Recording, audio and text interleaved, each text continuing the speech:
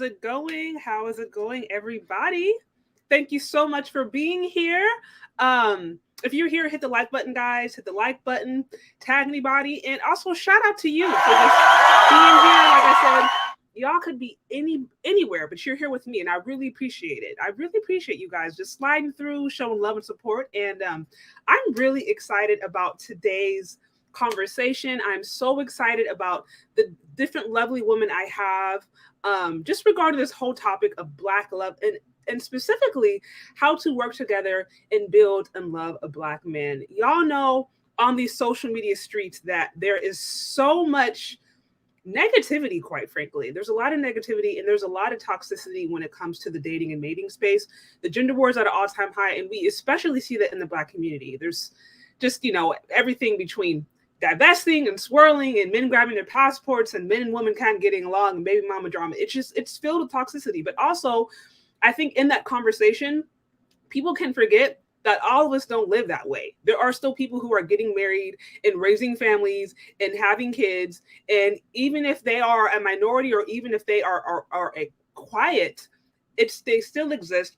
And they're still really important. And I think they deserve to have a voice. And so this is what this panel is about. I'm really excited to talk to all these different lovely Black women, married Black women, happen to have Black husbands. And they're going to share their experience. And we're going to have a fun conversation. So without further ado, I'm going to bring them on and we're going to get started. Also, shout out to you, Allie. Thank you guys for bearing with me. I was having some serious technical issues behind the scenes. It's so funny how this stuff always likes to pop off right when you go live. Always. So thank you for bearing with me, guys. And if you're here, hit that like button. Also, as always, if you like what we're doing, if you like this kind of content, if you guys want to see more of this kind of content, the best way is to show your support. You can find me on Cash App, Venmo, Shay Charday. And then also, as always, super chats. I will be sure to acknowledge all super chats. So without further ado, I'm going to bring everybody on and then we'll get started.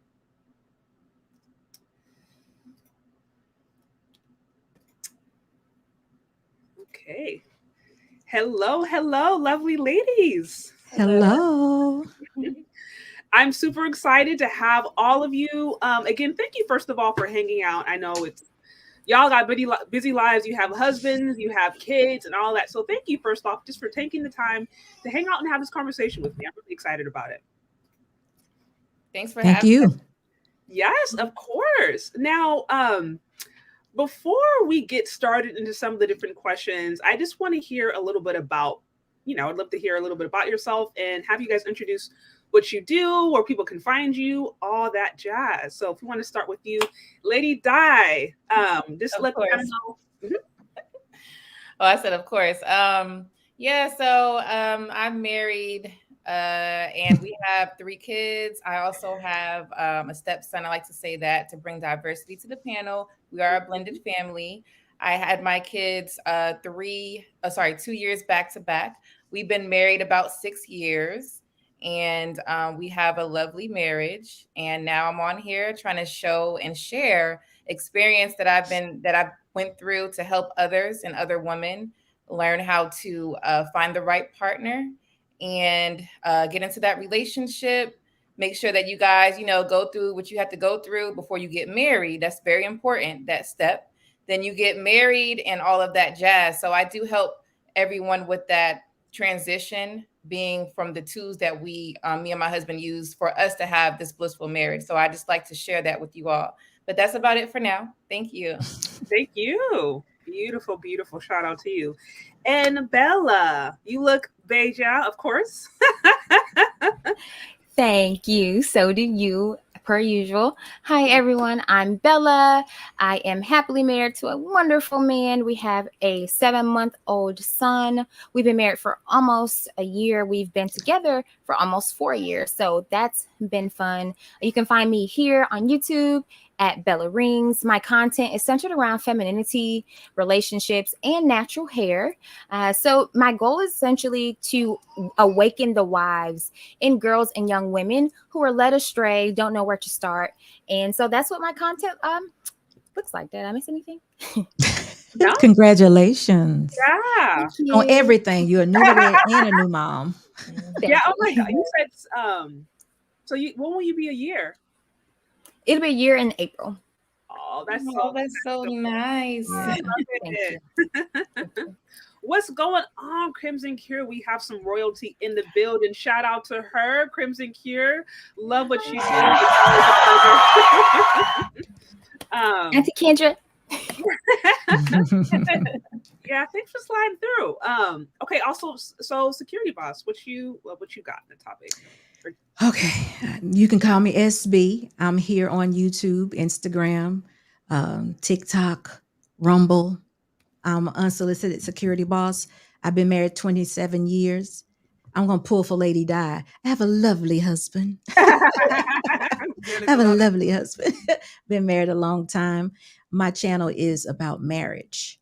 But I'm a little bit different. I'm marriage and relationships, but my intentions are to speak to the women about becoming wives, how important it is to align with your creator before you even take on becoming married. I happen to think you have to have a relationship with your creator in order to make this thing work, because you have to know exactly what your role is in a marriage. And that's important. I think we've gotten so far away from that due to lack of examples, no teaching. I don't know, but I'm trying to get back to that, because if individuals, ladies, really want to be married, there's some things we need to know. Amen. That's right. No, you did, Pastor Jennings. Gino Jennings. Amen. So again, guys, if you're on here, hit that like button, show support to the show. Be sure to check out all these ladies' lovely channels. I have the information tagged in the description box. Also, moderators, if you guys want to share, please do. And again, thank you for being here. So I have so many different questions. We'll see if we'll be able to get through all of it. But just to start off, as I mentioned before, there's relationships. There are certain components that are they are cross-cultural, they are cross-economic, they just apply. And then there are an experience that we have as Black women being married to Black women or Black men that are different, than any other relationship out there. So I want to actually start with you, SB. What is unique about being a wife to a Black man? Well, I don't have anything to compare it to, because I've only been married to a Black man. So... But for me, I think that God did this for me. I really feel like he brought me to be this person that I am, to be this wife.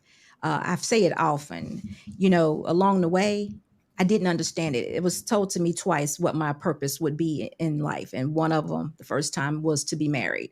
I didn't hear to be married, to be a wife. I didn't hear that person. I heard them, but, it didn't mean anything. I was like, that's all? That's all? Because, I thought I had it together. I knew how to cook and clean and do my wifely duties, but it was so much more, because I married my husband. I am my husband's wife. Now, the things I do may not work for everybody else, but my purpose was to be his wife. So, and it was, I think, for a purpose for today, to do exactly what I'm doing here on YouTube, is to give back, to be an example. Because who knew that 27 years ago, we'll be in a situation today where women are the way that they are, meaning uncovered, no manners, just living out of order and not even being aware of what they're doing. So I just think I'm supposed to be this person. I'm supposed to be a wife. But to kind of answer your question a little bit more, I was able to, my husband and I, we really literally, I took it seriously. I took being married very seriously. I took my vows very seriously. I would say when we were saying our vows, my knees started to shake. And at that moment, I realized it was real. Just at that moment, at the courthouse on a Wednesday at 5:00. No lie. There was no ring. There was a little ring, but all that stuff didn't matter. It was at that moment I took it very serious, and I realized it wasn't about me. I realized it was a covenant, and I did not want to disappoint. So that's what's so important to me, is it helps build my relationship while keeping me covered and in order with the discipline and structure that I feel like a woman needs. So that's what marriage has done for me. Wow, that's really beautiful. And you alluded to this point about it being connected to your purpose. See, I happen to think when a woman says I do, her purpose actually becomes her husband, because we are the helpmates or the helpmeets. Now, that doesn't mean we can't work a particular job, but remember, our purposes are to be fruitful and to multiply. And being fruitful is, people always say they judge you by your fruit. So your fruit is continuing on with the good message from God, from your creator. That's the fruit. That's how, go out. No matter what you do, we should always be doing it in the name of God and always demonstrating it very well as his chosen people, per se. That's how we should walk, no matter what we do. I myself, in my own little brain, wanted to be a judge. I wanted to be a lawyer. I wanted that black robe. So, when you tell me you just gonna be a wife, it was like, that's it. I couldn't get it. I didn't get it. But when I submitted to the idea, I actually love being a wife. And I would tell anybody, there are some growing pains because sometimes you just don't know, but you live and you learn. If he's actually using you for that purpose, which if you said I do, I think he would, and you continue to ask for the revelation of what you're supposed to be doing, I actually think you'll get it. And you may be somewhat like myself. Wow. Over time. Yeah, no, beautiful story. Thank you for sharing a lot to unpack there. But before I ask more questions, I want to make sure I have a chance for Lady Di and Bella to speak. So Lady Di, what for you, what is unique about being married to a Black man? Well, I feel like in this society, Black men don't get enough recognition. They always talk about the negative things about Black men, the one that are in jail. We'll let them stay there. What about the men who are, out and about and doing things, being productive, working? I also think that a lot of women don't recognize Black men because of the money status. So they're not making enough money. That's what we're hearing out here. And it's been like that for a while, actually. So that I think it's very negative because it's not giving regular Black men a chance. And a lot of Black men out here are just single, looking for somebody. So when they come on, shows like this, they're like, wow, I wish I could find somebody like that or, somebody like this. And I'm like, all these women are around you, but they don't want you. So to be married to a Black man is amazing for me because I'm a woman who's recognizing him. I'm a one who's honoring him. I'm a one who's, giving him the support that he needs in this society. Because it's very hard just for those men to prosper anyway. So if they have someone by their side, it's easier for them to get there. But when women out here don't want them, they go either to another race or they want to stay single. I think that's sad. So I appreciate my Black man, not only because he's Black, because he's a man. And as women, we need men. So that's what I like about it. Absolutely. No, that makes so much sense. And I couldn't agree more where there's just a lot of negative propaganda that seems to overwhelm the Black community at large and especially Black men. And so we spend so much focusing on that loud, the toxic minority. And I think a lot of times just good people who are just living quiet lives, average women marrying average men, raising kids to be good citizens, like that aspect of the conversation, oftentimes gets left out. So I love how you're saying, like, you just being a place to be able to really celebrate him. Right. I think that's really powerful. Bella, what do you have on the topic? What to you is unique about being married to a Black man?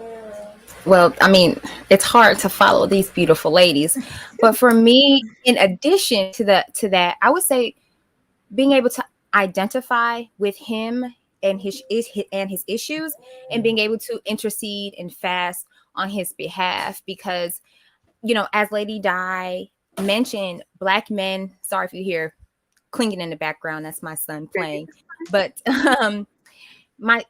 personally, my husband was kind of going through something, and I said, you know what? Nope, we're going to fast. The whole house is going to fast. And I was pregnant then, so the baby was fasting and everything, because I understood that, you know what? My husband, my Black man, is dealing with conflict, and as a Black woman, I can understand that, due to my skin, due to other things. And so just being able to identify and again intercede on his behalf in such a deep level, I think is such a beautiful thing with being married to a Black man. No, that's really, really powerful. That's funny you said that baby was fasting. That baby started life out with a fasted lifestyle. No, yeah, you're alluded to. I mean, this kind of brings me to another point, because something that you guys all mentioned, I think, which is so foundational, is just really being a support mechanism, just whether it's being that rib. And I'd like you guys to expound a little bit more on that. Like, what are practical ways that you've been able to be your husband's peace? I know Bea started off with, or Bella, sorry, I keep on thinking the Spanish version of it. Bella started off with fasting, right, when her husband was experiencing certain things, and that being a very powerful spiritual principle of interceding and praying on behalf of your husband to the God that you serve. But what are other practical ways that you have been able or are able to be a place of peace for your husband in this world that is quite, quite toxic, or that is just not safe for men, especially Black men? I'll start with you, Lady Di. So I'll say it like this. I like to bring in the negative points so we can make it positive.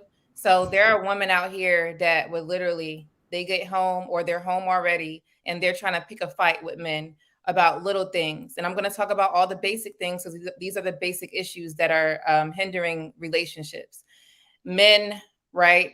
Not as clean, pick up your shoes. I don't want to pick up stuff behind you, stuff like that. You didn't take out the garbage. It smells, and they're trying to argue and like have a serious fight with them. And I mean like yelling match. That's not how you approach somebody when they come home. Because if it was the other way around, that woman would be crying.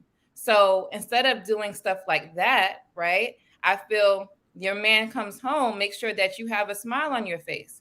Even, I'm not saying it's going to be a perfect situation every time he comes home, but majority of your thoughts need to be positive when he comes home. Be happy to see him. So when you do see him, you're smiling, you're giving him a hug possibly, you're giving him a kiss possibly. It's not that hard, or he's coming to you, giving you a kiss, whatever, as long as you're approachable. A lot of women are not approachable and they don't want to be approached. They don't want to approach the man at all. It's like they're living with a roommate that they don't like. So a support is just making sure you're supporting. Supporting is all positive. So he comes home, he may either have a bad day or not. Make sure that you're listening. Number one, he came home, make sure you listen to him talk. Right? A lot of women just like to yap, yap, yap, yap, yap. Okay, you could do that because guess what? Your man is not going to talk that long, not that much most of the time. So let him talk. Let him get his thoughts out because he came home.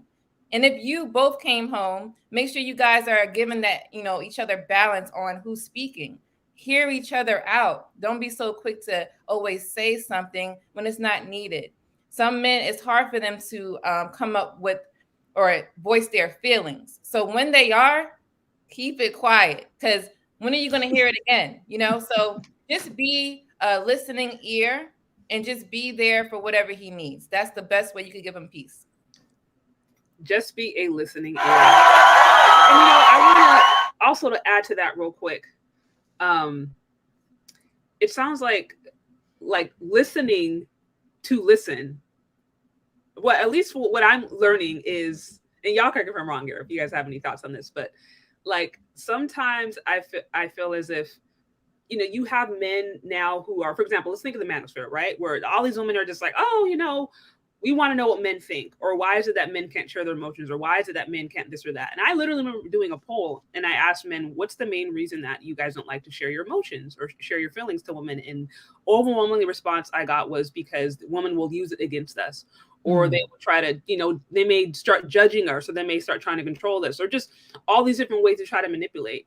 And it's like, if a man tells you how he feels, it's not your job to then now go in and then try to make him feel differently, or to try to school him, or to try to nag him, or to say this is right or wrong, or to try to police the way he's saying things. So I think even developing the skill of listening properly, I think is just as important, because there's women who can listen just simply because they want to try to respond, or they can listen now because they want to try to find a different way to try to manipulate. And that can be just as toxic. So it's like, you want to be a healthy listener. Yeah, that's another topic. We could get into that probably. Yeah, absolutely. Right. So SB, what do you have on the topic? I just always make myself available for my husband. You want to, I say any relationship, any marriage relationship, you want to be so intentional, or try to get to the point where you're intentional that a woman, the wife, can be available for the husband, whether, if she's working, make sure she's not working too much, or that we're not working too much, that we can't do, we can't be those helpmates for our husbands.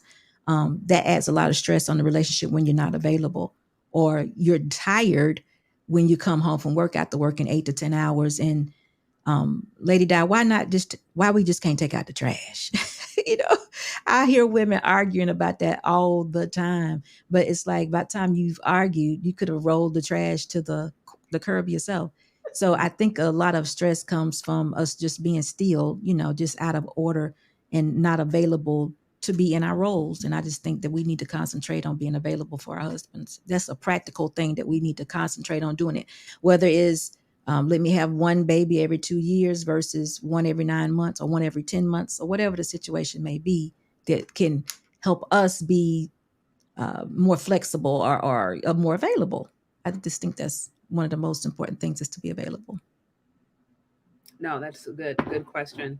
No, I know Bella said that she had some, she's watching the baby. So when she comes back, I'll ask her the question. But you both of you guys kind of alluded to something that I kind of want to get your feedback on, because I think a practical concern that'll come up in marriages sometimes is like, who's cleaning what, right? I remember I heard one wife say years ago, she would say that like, I don't mind cleaning the house, but I'm not cleaning after you, right? Her idea was like, look, I'm not a maid. Like, I'll keep the house clean, but you can still, like, you got Pick up. You can pick stuff up. So what does that look like practically? Because not everybody comes in with the same cleaning habits. Generally, I think a stereotype used to be that guys were usually dirtier, although this kind of new breed of women is a whole different thing. Oh, God. But I mean, what do you say? It's like, you've been cleaning the house, and you find your husband's dirty drawers or socks all over. Is that a time to nag him? Is it quietly encourage him, say, hey, would you mind putting it back? Do you pick it up for him? I mean, I think those are practical ways, just when it comes to like cleaning. I've gotten to a point, or we've gotten to a point, where my life will allow me to clean up behind my husband, or clean up the house, period. It's just he and I, you know what I'm saying? It's not an overwhelming job. So that's the point that we are now. But if I had to work an 8-hour job, or he had to work a 10-hour a day job or whatever, it would be very difficult. And that puts a lot of stress on the relationships. That's why you don't want to do that. If you can, you really want to be mindful of the position you're putting yourself in, or husbands, be mindful of the positions you're putting yourself in, because all the things that need to be done around the house, they do need to be done. But to add a little bit to that, I never do anything over my head. So if the windows are over my head, my husband does it. So anything that's the ceiling fans, anything over my head, he does. Okay, no, that's practical. Yeah, anything over my head, he does it. So Bella, now that you're back, we had a question. If you want to weigh in on it. Okay, let me see if I can find it. Oh, so if you want to expound upon, how are you able to be your husband's peace?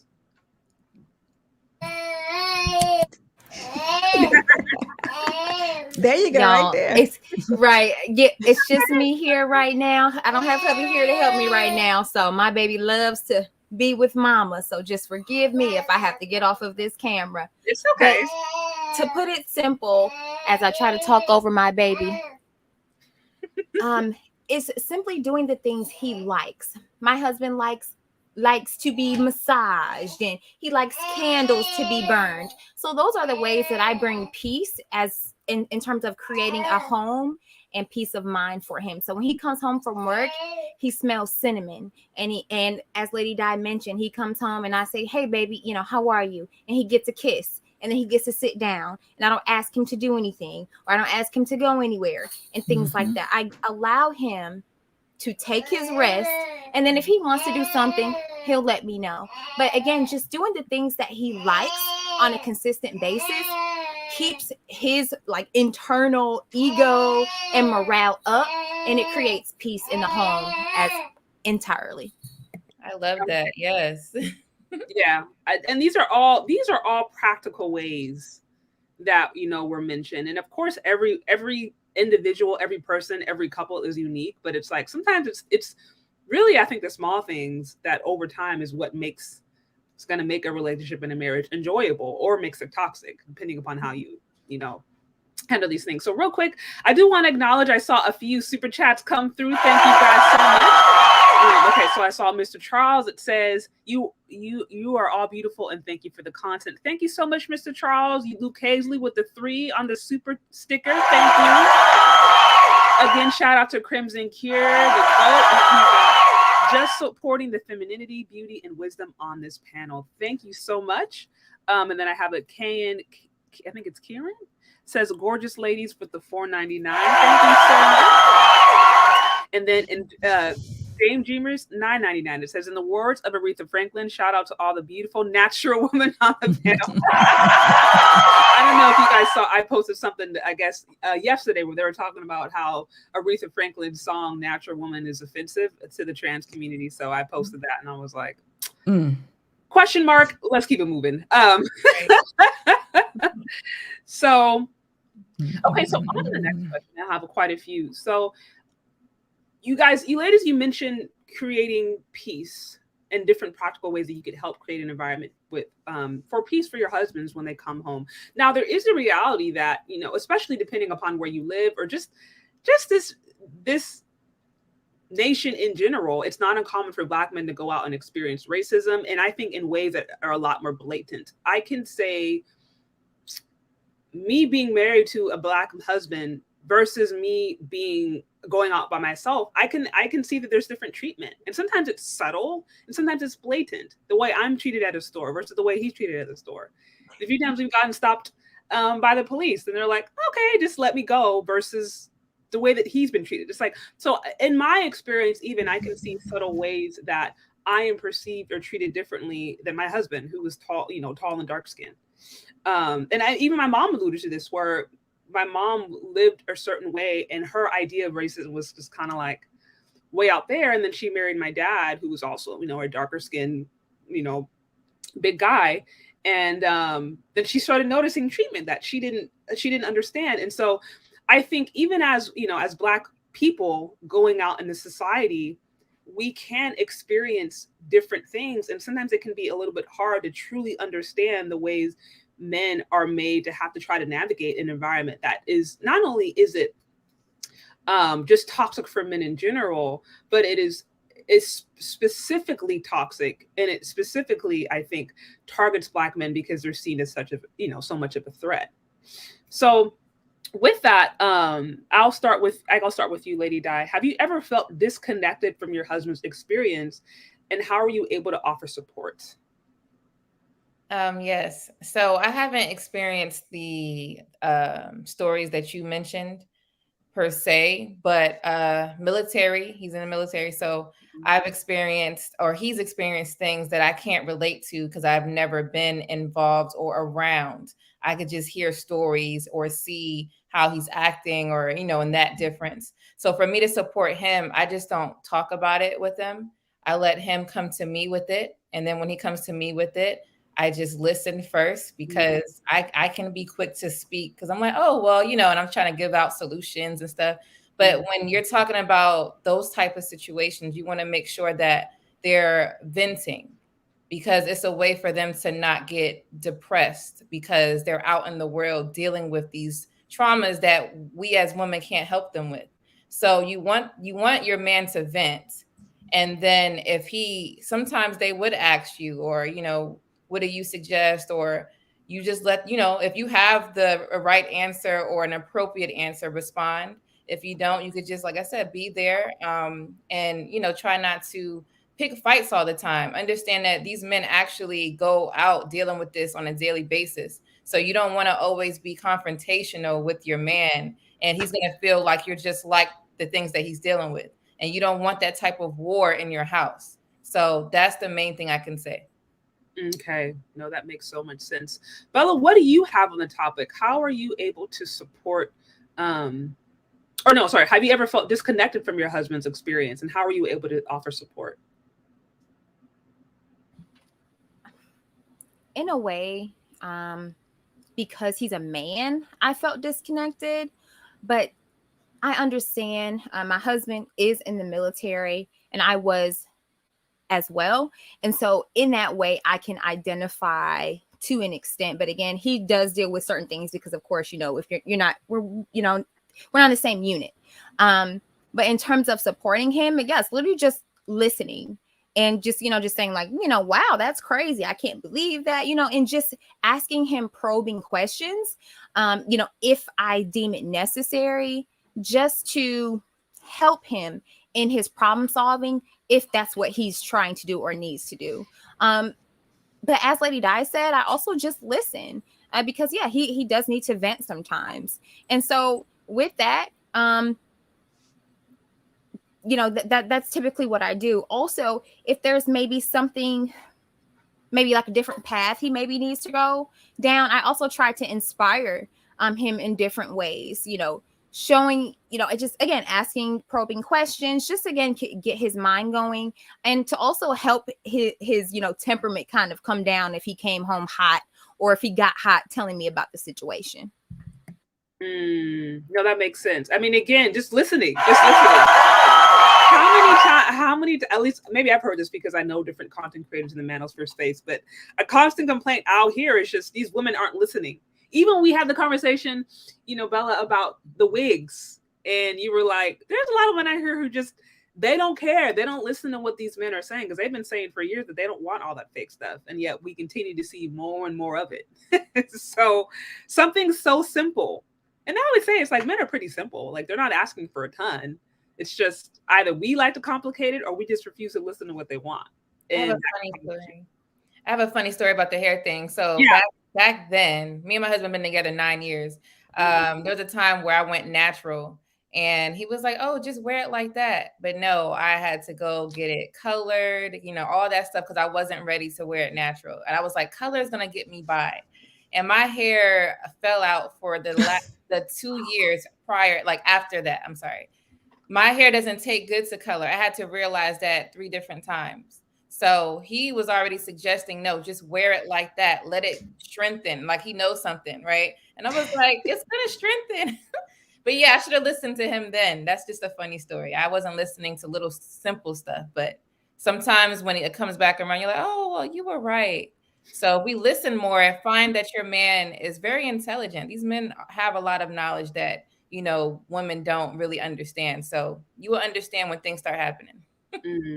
Yeah, that's just, you're right. Because it's like, it's not only us listening to necessarily what they're saying when they're expressing their emotions or just what's in their mind, but it's also sometimes listening to their advice, which can be quite humbling. And sometimes you don't want to hear it, but right. They can just be right, and they're really trying to offer, especially as the head. And I think, SBU alluded to this, where it's like, spiritually understanding the place that a husband is and respecting that role. And it's not even necessarily that like the husband's going to be perfect all the time, because they're not. But it's like, if you understand that God created a certain order and you've surrendered your life to God, right? And you were trying to live according to those principles, then just you honoring who God has created him to be in your life, just you doing that, even if he kind of gets it wrong, even if he bumps his head, that in and of itself commands a blessing. That in and of itself is going to eventually lead to prosperity, because you're now doing things according to the natural order of things. So definitely. Now, SB, so what are your thoughts on this? Or did I already ask you this question already? No, you didn't. But I was like, me and Mr. Boss actually had this discussion not long ago. Okay. And he was telling me how he felt, because my husband is the big guy, the football player, the fair skin, not dark like myself. And, I live in the suburbs. I myself have not been able to relate to it, but I listen to him. I have my own set of problems. Because you get what I'm saying? So it's not that I'm taken away, but like for instance, we may be out somewhere and he'll say, did you see that? And I'd be like, see what? No, so I won't see it. But far as me and far as I go, it has been more blatant, in your, I mean, they don't stop. They may, grab a purse near him, but for me, they may just take mine, who knows, yell out that window or whatever, So I just listen. I listened to him and I said, well, you don't allow those people to keep you from doing who you are, because it can do that. It can change them. It can make them depressed about, whatever this person is thinking. If you become what you think they're thinking, because they're not going to outwardly say it. It's just that they look at you, or they, like for instance, he gives this, he says, as long as they think I play professional football, they're okay. But if they think, right, so if he's driving his sports car and he's going to get food or something, and he gets out of his car and they like, oh, then it's okay. But just say he had on his his dungarees from changing the tire, stuff like that, coming in a little too natural. It'd be, what he doing here, like that. So, me, I would always say, how you doing, ma'am? I don't let people do things like that. I always bring awareness to them, or I make them conscious of what they're doing. Because sometimes I think people move very unconsciously just because of the conditioning that they have or have been going through. So, I just listen and I say, babe, you can't let that, you know who you are. You've worked and gotten everything yourself, what you have. So don't allow somebody to make you feel differently about yourself. Man, no, that's and, you alluded to the fact, especially when you start, because the reality is, I've mentioned this in previous videos, that the best way actually to acquire wealth, right, and to move up or whatever is through marriage. Especially right. if you get married young and you stay together and you guys support each other, like that's the best way. And you might start to find yourself in nicer environments or nicer neighborhoods that may not be as diverse of where you came from, or you're going to be around different people who aren't used to seeing darker skinned people. Like that's a whole nother dynamic. And so being able to navigate and understand what your husband may be going through. He may be getting stopped by the cops a lot more consistently. If he's in a particular car, if he's dressed a certain way, he may try to go walking, right? And then somebody's like, sir, are you lost? All those little different things that you may not get as a Black woman, or you might, it just, there's so much different nuance. Yeah, it's weird, but the police thing is funny. His sports car that he has is kind of like a universal one, so everybody loves it. So when they see him driving it, everybody loves that particular black, white. Everybody loves that particular car. So it's like, oh, we all family. We don't care what color you are. But you're exactly right. He may be in the grocery store, I said, and his appearance may not be a certain way, and he gets strange looks. He tells me all the time, should have seen how them women was looking at me. I was like, well, what's going on? He's like, I don't know, so grabbing the purse, grab. I hear my husband say all the time, to grab purse, you'll hear the doors lock. You know what I mean? Or people follow him in the store, like, you need help, sir? Like, just really, really supposedly being really nice, but they're just following him. Like, sometimes it can be subtle, and other times it can be pretty blatant.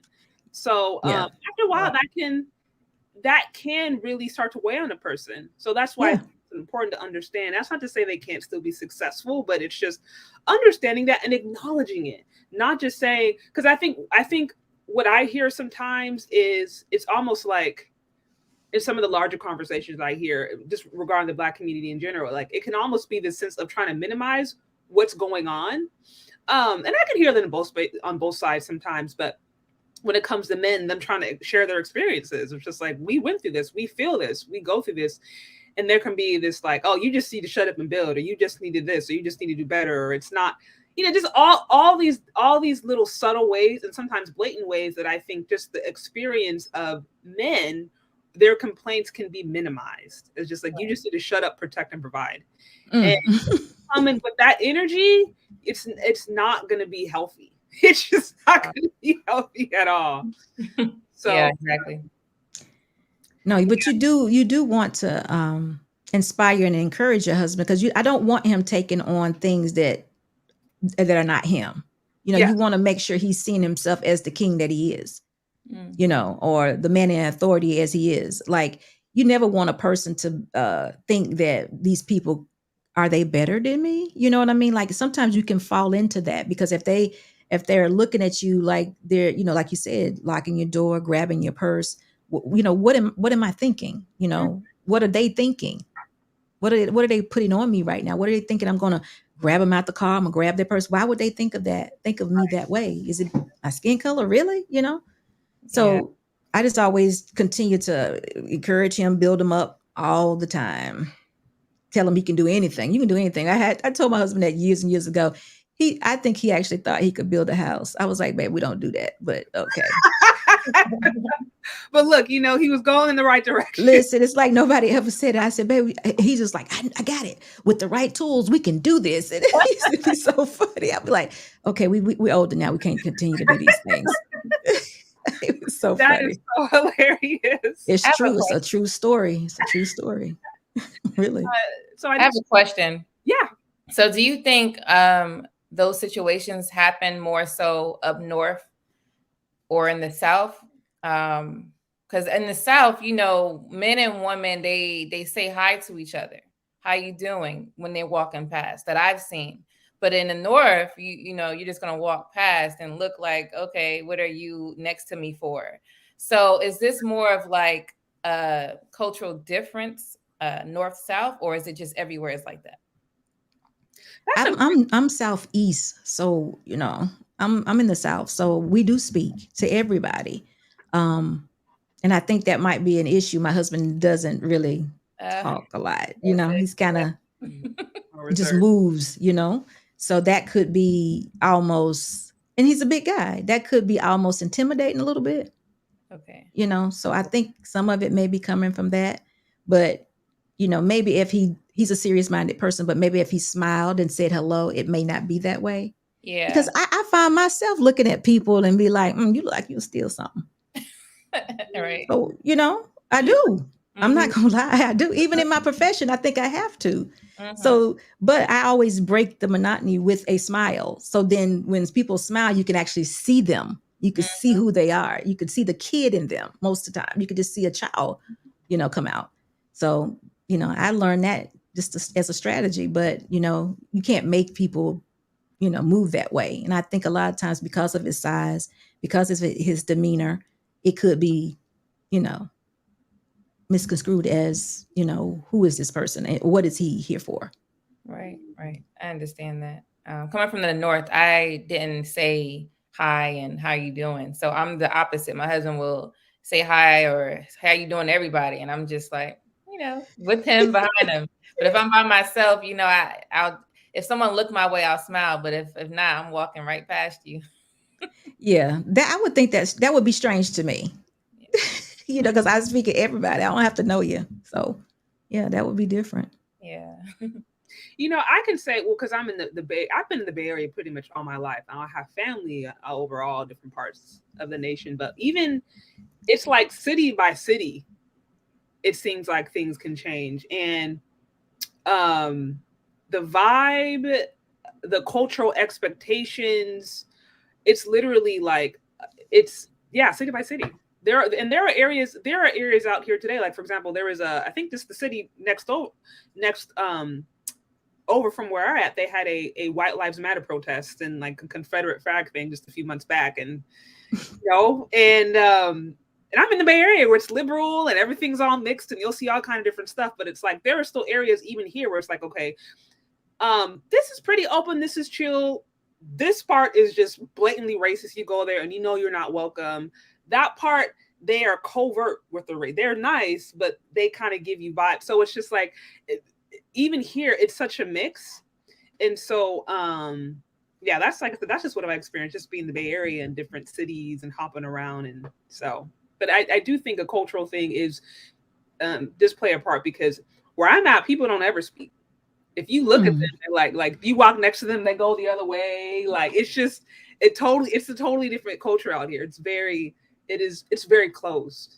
It for sure is very closed. So when I go down south, it can be nice actually. It can be nice because it's very much like me, my family over here, over there. It's like people are really funny style. I'm not gonna lie, but again, like I said, this changes city to city. So, okay. Wow. Okay, so I did see real quick. I did see 2 more super chats come through. I do want to acknowledge really quick. Wait, where'd you go? Okay, so shout out to Eugene Steele with the 10. It says, the Black man has been through so much in his history. The Black man has endured and fought all his life. On behalf of Black men, I want to tell all Black women who support us, thank you. Absolutely. And like I said, there's still love out there. Don't believe all the hype you see online. Don't believe that all women out here are hating y'all just because y'all black. That's not true.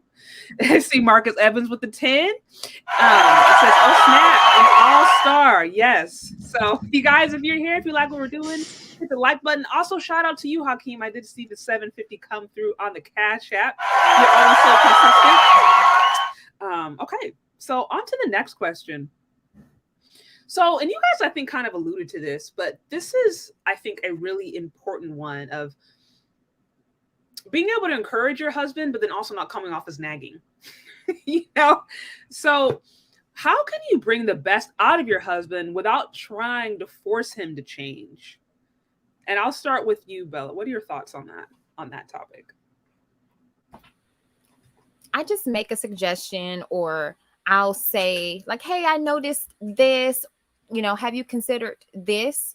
And then he'll take it on. And if he considers it, I'll see the change. And if he doesn't, then I'll just move on. I try my best not to nag my husband, because it's not going to get us anywhere. It's going to rub him the wrong way. And so I just try to ask him if he's considered something, or we do check-ins like in our relationship, in our marriage. And so I'll also, if I can remember, by the time we have a check-in, I'll mention something then. And then from there, he'll make a change if he feels like it's necessary. No, that's good. That's good. Lady Di, what do you have on the topic? How do you help encourage your husband, right? Or help, bring the best out of him without trying to force him to change? Well, first, I'd like to understand what it is that's needed, because, I learned that not understanding something and then giving a suggestion, it doesn't work, because it doesn't even pertain to whatever it is that was needed, which makes it more confusing and more frustrating. So once I understand it and I feel that I could help with some knowledge, then I would suggest, or I'll just show him.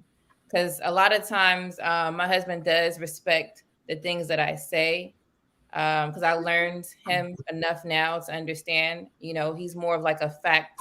He loves facts. So he likes to see things up front and like, show him, lay it out or whatever. So because I understand his style of learning, I try to match that. And then he's like, oh, okay, yeah, I like that, or I don't like that, or we'll see. And then at that point, I'm like, okay. And then, I just let it be.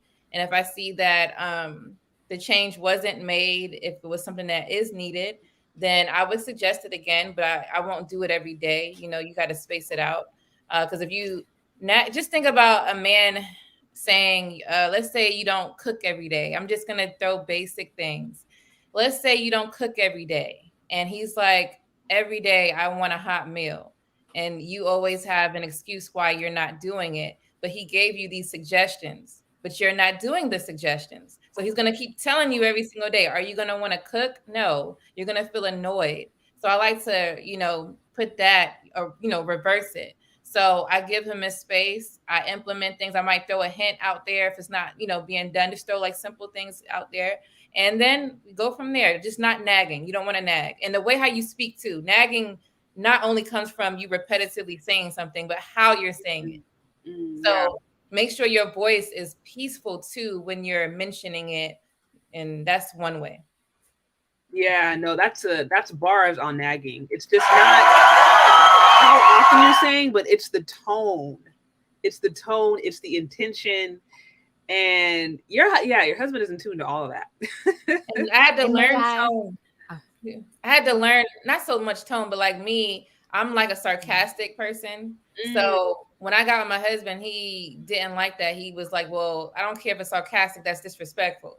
How you said it or whatever. Yeah. So I had to learn, okay, well, this sarcasticness needs to be toned down. Like I said, he's from the South. So I don't speak like, sweet honey baby type stuff. That's not me. Okay. So I had to learn the sweet way of, doing and saying things. It took a while, but I'm not all the way there, but I do understand what he doesn't like. So that's why I mentioned the tone of nag, because it is very important. When I switch that up, And not that I was a nagger, but like I said, my tone could be nagging for him, right? So I had to switch that up, and now, it's no issues.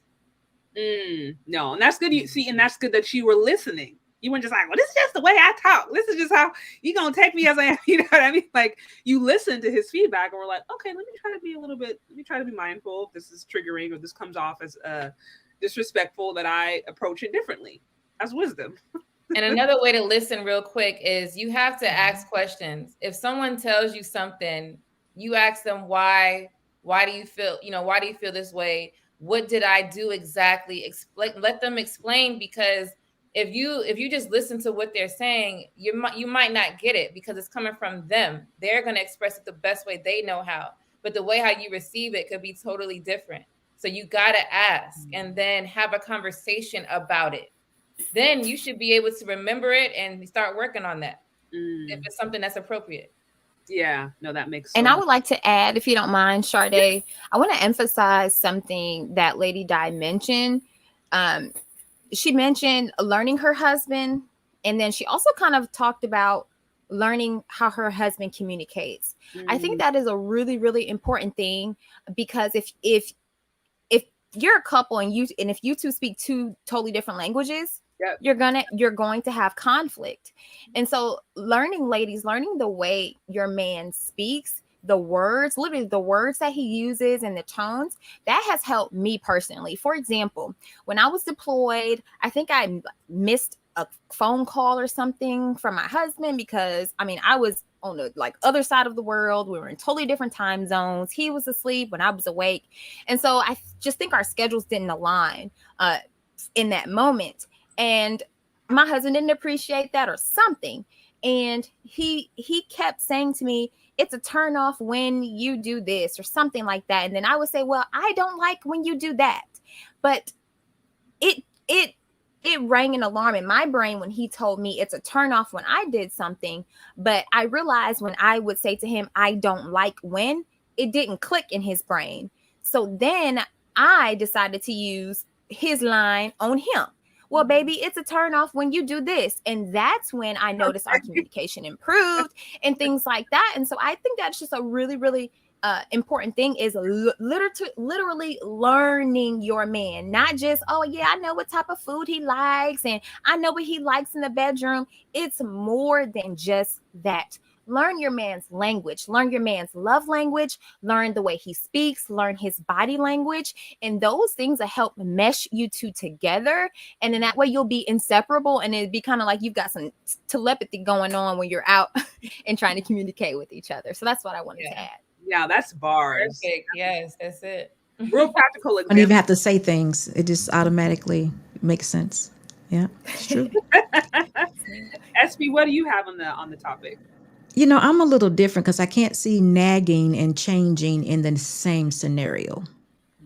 So when I think of nagging, I think of that as something that needs to be done, not necessarily a change. When you say change, I'm thinking, personality change, need to, work, needs to work on something that he may not understand or something like that. But when you say nagging, to me, that just sounds like chores and things of that nature. And if indeed it is, now I don't agree with y'all, because I happen to think if I asked my husband to do something, if he did it, I would never nag. So I can't put the change and the nagging in the same conversation, so far as him changing though, I happen to think that if you read that book, that Power of Praying Wife, you will change and adapt to your husband. So there won't be any need for change.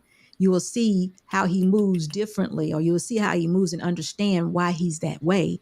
So there'll be no need to request that he changes. You just will adapt to what he is. Mm-hmm. But to me, that's different from nagging. That nagging thing is, I think we need to work together, brother.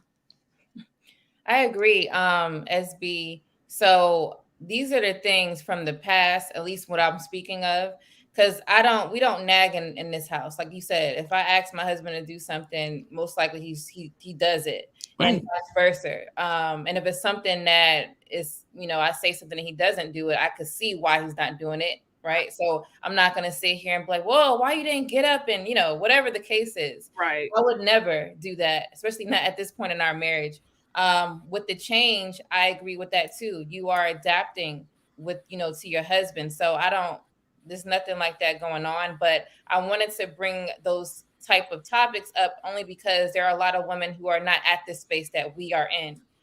So to let them understand that, because you're going to start off a certain way, and some women start off with the nagging, but you have to understand, if you want something to happen right now, you don't have to make a fit about it. You ask with respect and understand, make your husband understand that it's important, because women will say things that men are like, I could wait, I could do that later. Yeah. But they don't understand you and what you need. So you need to make him understand what you need, what you want right now. And he will do whatever it is that you're saying. So it's ways about it. It's ways about it. Yeah, It sounds like y'all have patience. Oh, I'm sorry, Sade. No, it's fine. I said it just sounds like you all have patience. It takes patience to do those things. And if you don't have patience, then you don't grow in the relationship. It's just, I think that sometimes you get to a point in your life where it doesn't really matter. You get a bigger picture. Yes. You just get a bigger picture. It doesn't, trash doesn't matter. Right. A sparkly kitchen countertop doesn't really matter. I mean, you want it to be that way, but life is not going to end. You're not going to divorce your husband if it's not. You know what I'm saying? It just gets to be a bigger picture.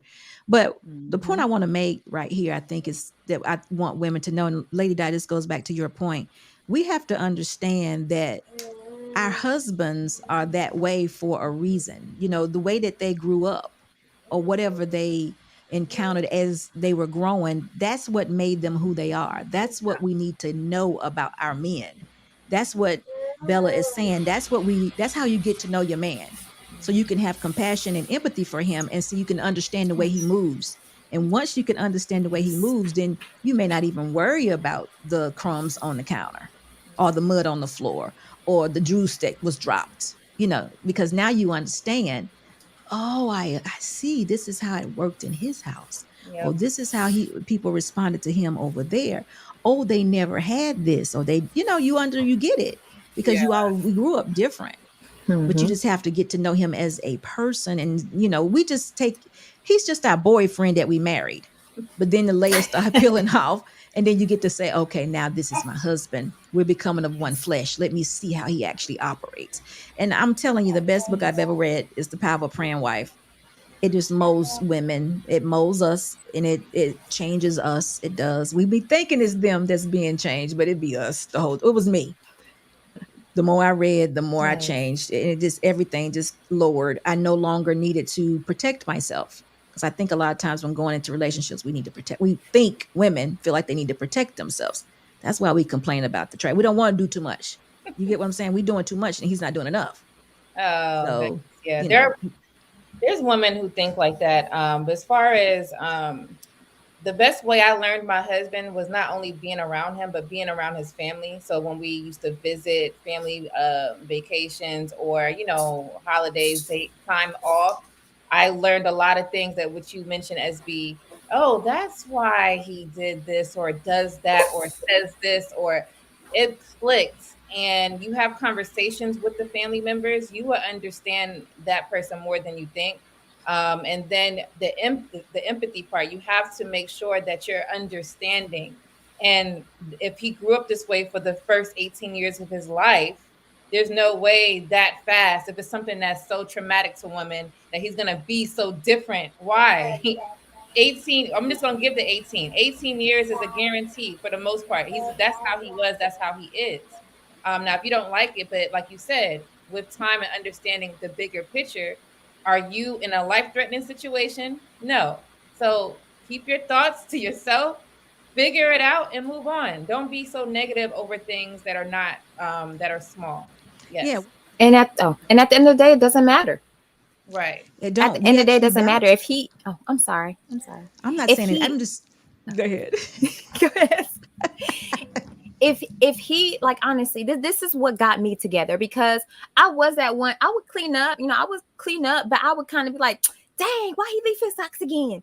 Dang, why he did it? That was me, but I would still do it. But I wasn't in the right spirit, and my heart needed to change. But this is what got me together, ladies.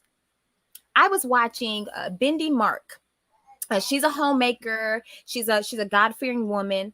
Really, really good content.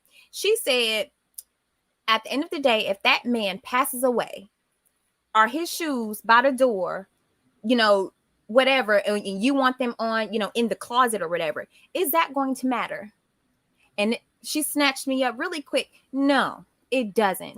So if we really think about it in that aspect, does this small thing, ladies, does it really matter? Is this going to matter 20 years from now? And if the answer is no, then move on. And again, that's what keeps my attitude together. When my husband makes me upset, or if he does something I don't like, that's what's helped me as well, especially as a newlywed.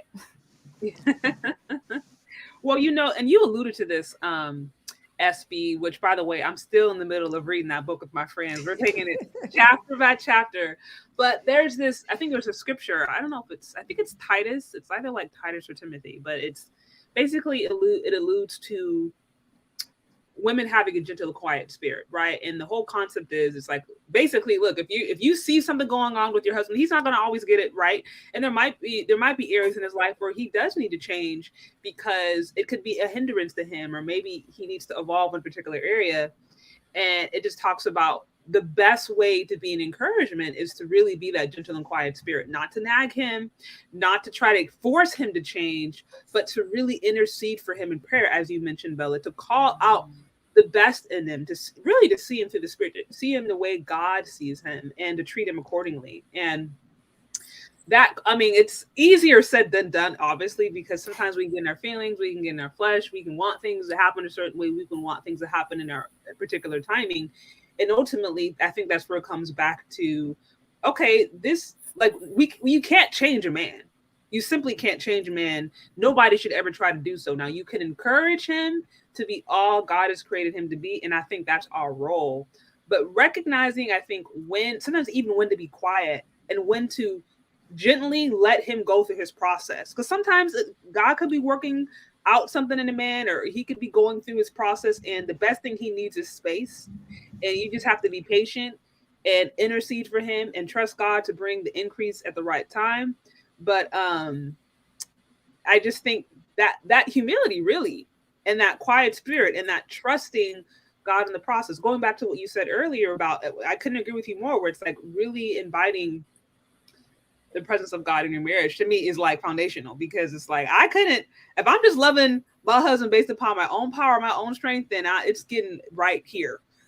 Like it's not going very far, because there's a whole laundry list of things that I think he should be doing at a particular time that he's not going to live up to. But if I'm like, okay, I'm doing this as an act of worship to God, I'm honoring my husband, I'm respecting who you've made him to be, remembering that at the end of the day, I'm doing this as unto God. Even when I feel like my husband doesn't deserve it, I still have that reverence. Then I think it's a bigger picture. It's not just about you. It's about a purpose that is beyond you. And I think that's really where we start to experience not only peace, but we start to experience more of, we start to experience a happy marriage. Your purpose for being here, your purpose for doing what you're doing. Mm-hmm. It clears up well, for me, it just enlightened me on everything.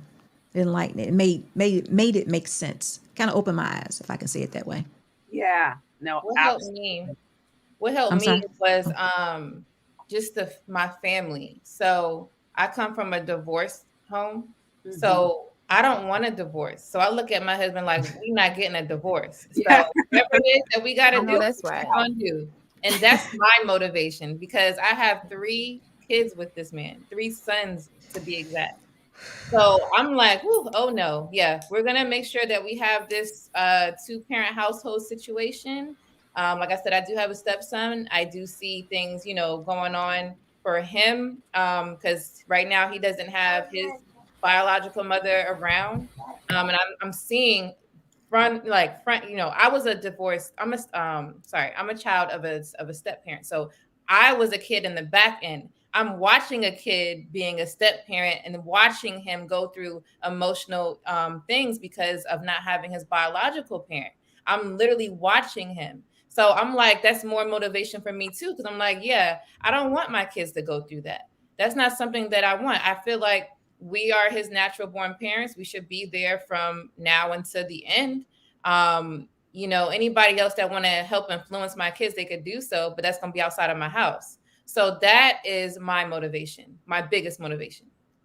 That makes a lot of sense.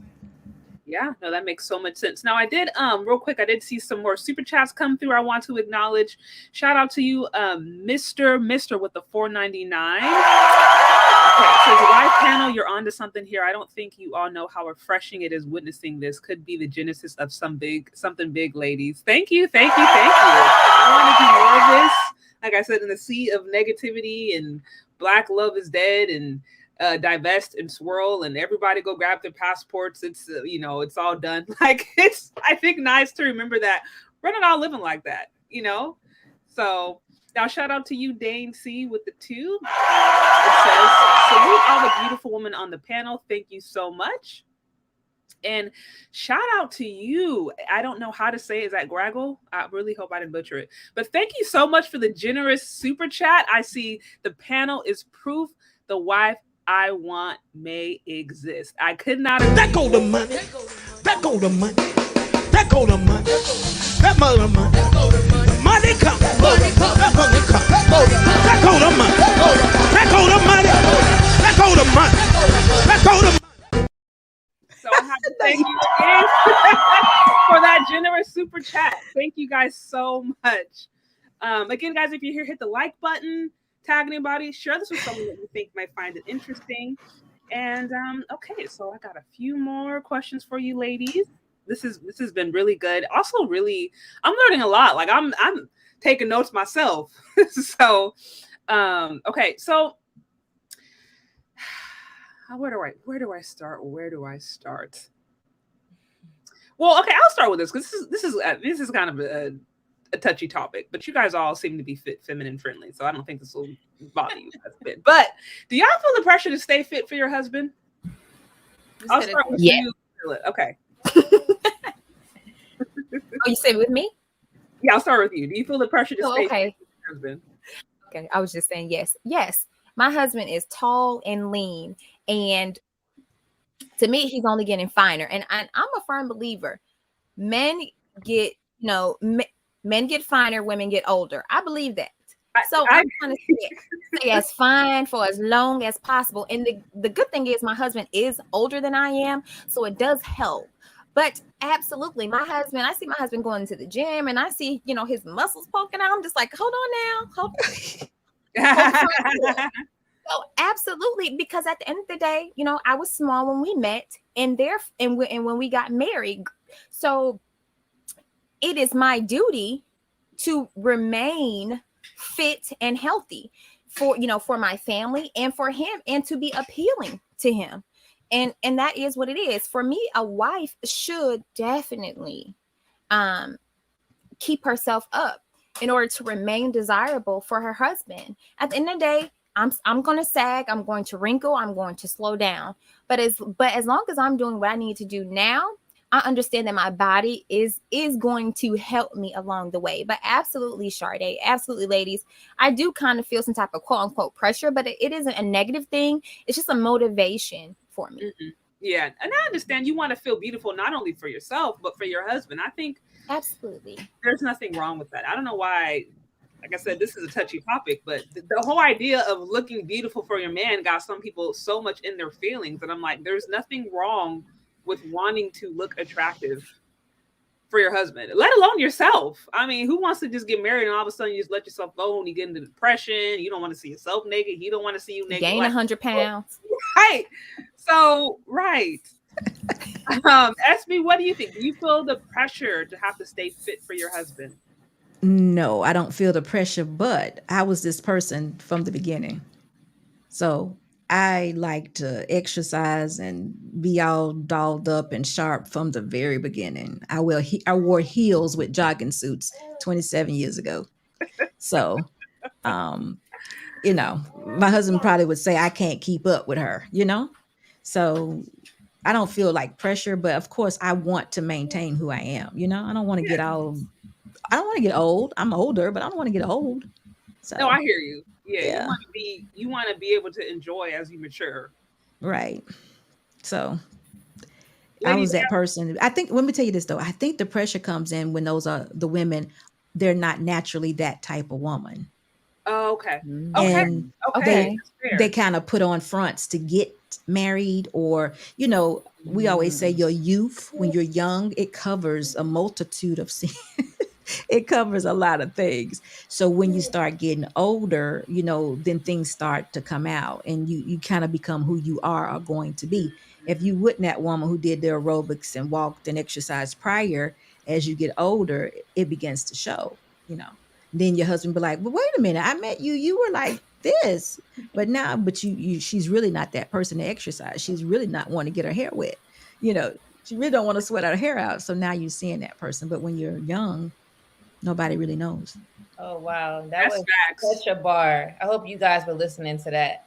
Because if she wasn't doing it before, I don't know why I expect her to do it afterwards. But for me, so I used to be a dancer and I was a model. So I already was keeping up myself because I had to, and that's just me. I'm used to being a certain size. Yes, I did get bigger when I had the kids, but like SB said, before these kids, he married me model, right? So for me, it's not any pressure because I want myself to look like that because I was looking like that before him. So I don't have pressure to keep it up, even though I had 3 kids.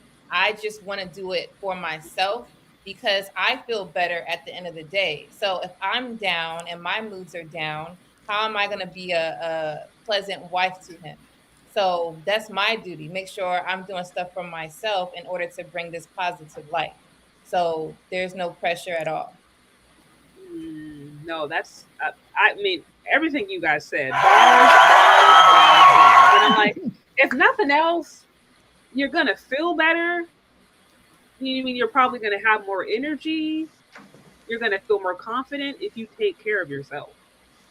So no matter Mhm. how you look at it, whether it's for him, whether it's for you, whether it's for the kids, you know, if you have kids, you want to be able to run behind them if you need to. You want to be able to drive them Mhm. around, like you want to be able bodied. So just taking care of yourself, getting the right exercise, all of that, it's a benefit to everybody. So why not do it? You know what I mean? It's not easy. I know some women that will not exercise for nothing. They know. They act like it's like death.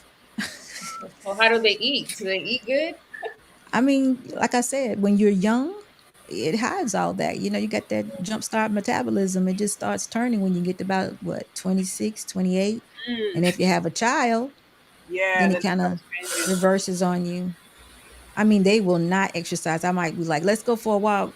They will not. It's like, I'm like, Dad, They're you're young. resistant to it. It's Or when like they get sweaty and all of that, they feel like it's disgusting. It's something crazy. like not I, feminine, Well, not being feminine if you're not keeping yourself up.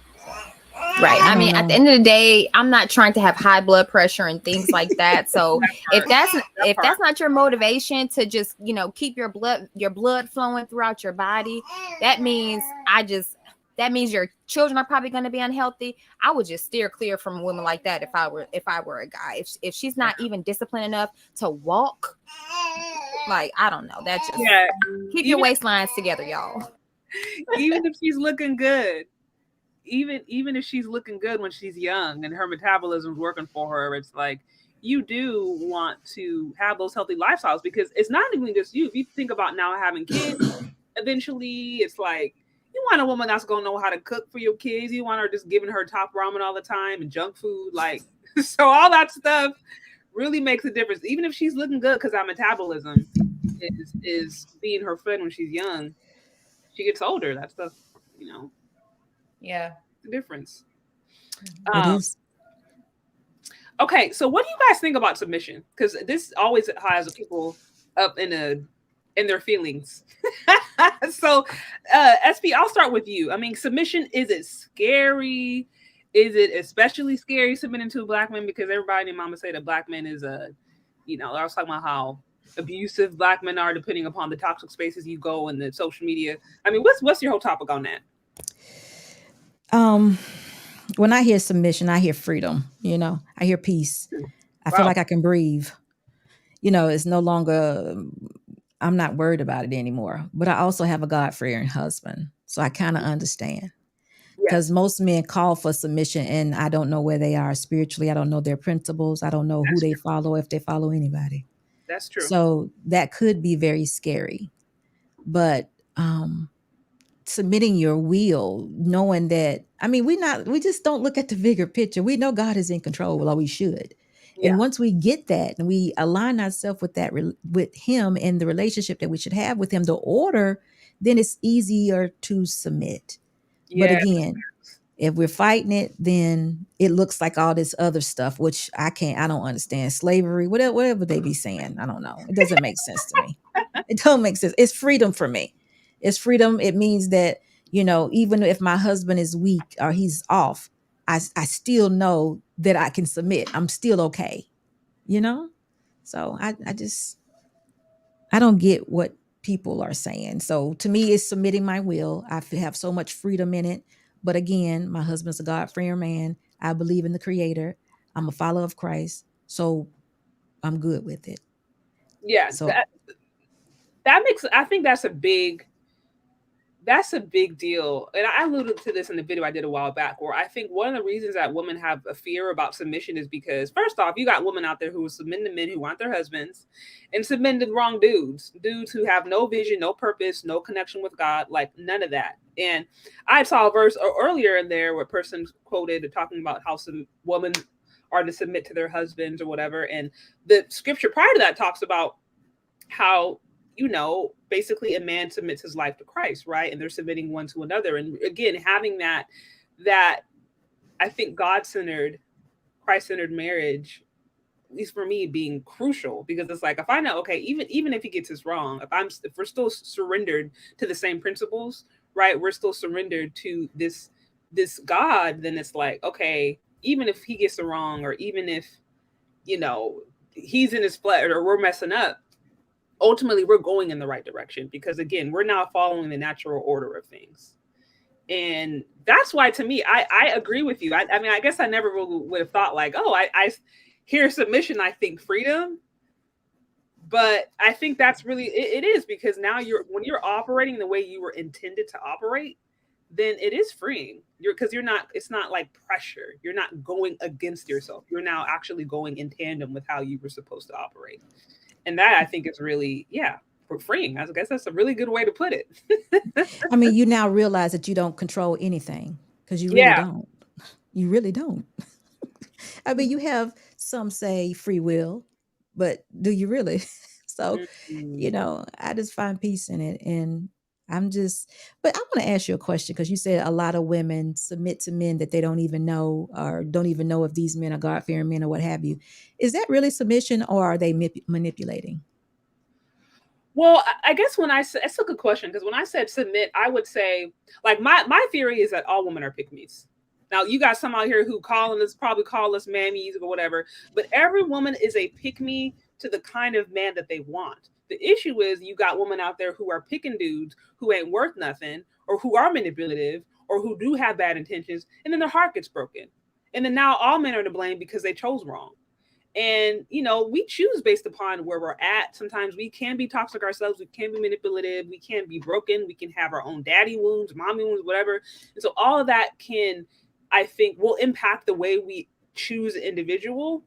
But so often I will hear sometimes women who haven't had a chance to really be self-reflective and ask themselves, why was I attracted to a toxic man? Why was I attracted to, whether it's a narcissist, or why was I attracted to a man that was abusive? Instead of them doing that, they'll just say, oh, men are abusive. Instead of being like, well, why did you stay? Why did you choose an abusive man? So I think there might be levels to that. There might be some manipulation involved. There might be some low self-esteem, just toxicity, all of that. I'm just questioning it, because I don't see how they would know how to do that unless they know what submission really is. Oh, I see what you're saying. Like, how could you actually be a submissive wife or A submissive woman, in general yeah. if you're not? Oh, and then you're saying at that point they may have the intention to submit, but they're trying to manipulate the dude. Yeah, because they're just going through the motion, That's hoping to find their, hoping or trying to prove a point. I am this woman. I will do these things for you. And then what that builds is a lot of resentment. I think we all been there before. Because just like we said earlier, we talked about women with the trash and the chores. We're not being submissive if we're complaining about it. But once we release it and realize that it's a bigger picture, now you're free of it. That's submission. You just let it go. that. You're like, God is going to take care of this for me. He going to work it out. He going to make sure this trash get empty, whether it's me or my husband. You get what I'm saying? That is submission. It's not me nagging my husband to do it. Mm-hmm. You get what I'm saying? So we all have a point where, well, in newer marriage, where you have to find a balance, or your husband adds that balance to you, or you add balance to him. Whereas, I was brought up that we make the bed every day. We don't leave the house unless our bed was made. Mhm. My husband was brought up where you do all your business in the bed. You know what I'm saying? Like, he can work on his computer and be like, and so that like blew my mind, y'all. He was like, oh, you are just so OCD. I used to be that way, but I realized I had to have a better balance. So I submitted to the fact that maybe I am a little OCD. And then now it doesn't matter, but I had to get to a point, because for a while I kind of resented him for that, because I'm like, who wants to live in a house that doesn't look like a model home?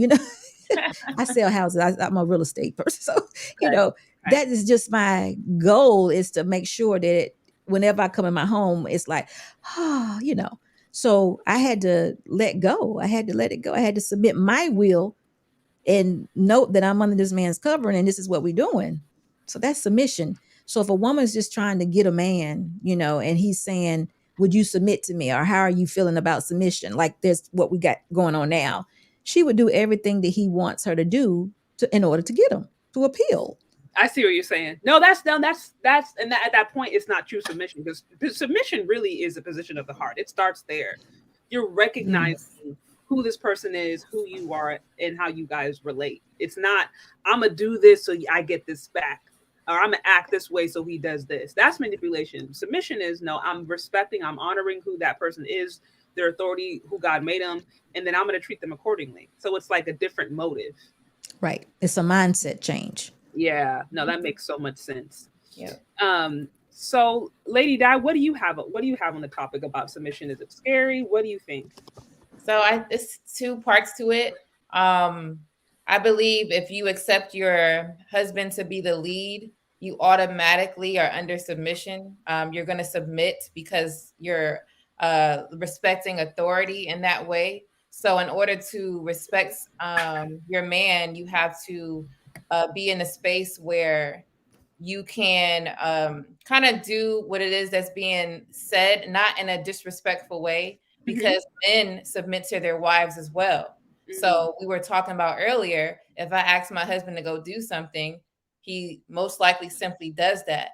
That could be a form of submission, because it's the same thing the other way around. He asks me to do something, random or not, I go and do it if I can. So we're both doing the same thing. It's just that your man is the lead. So kind of what he say kind of goes in that way, but not disrespectfully. And then I look at submission as natural. So women, naturally have this nurturing ability. So if you're nurturing is going to bring into the submission, because that's this kind of like the same thing. You're doing things that's out of your kindness of your heart. You're not doing things like what Shez was saying because you want something in return. So it's all the same thing. It's just different words being thrown out.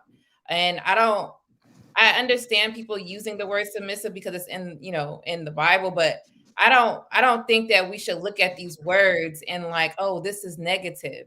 Just look at it as you're being respectful. You're doing things because you want to do it, as you should, to your spouse. And you throw all these words out, it would be a better, happy space for people who are newly getting married or married now and they're cringing because of submission.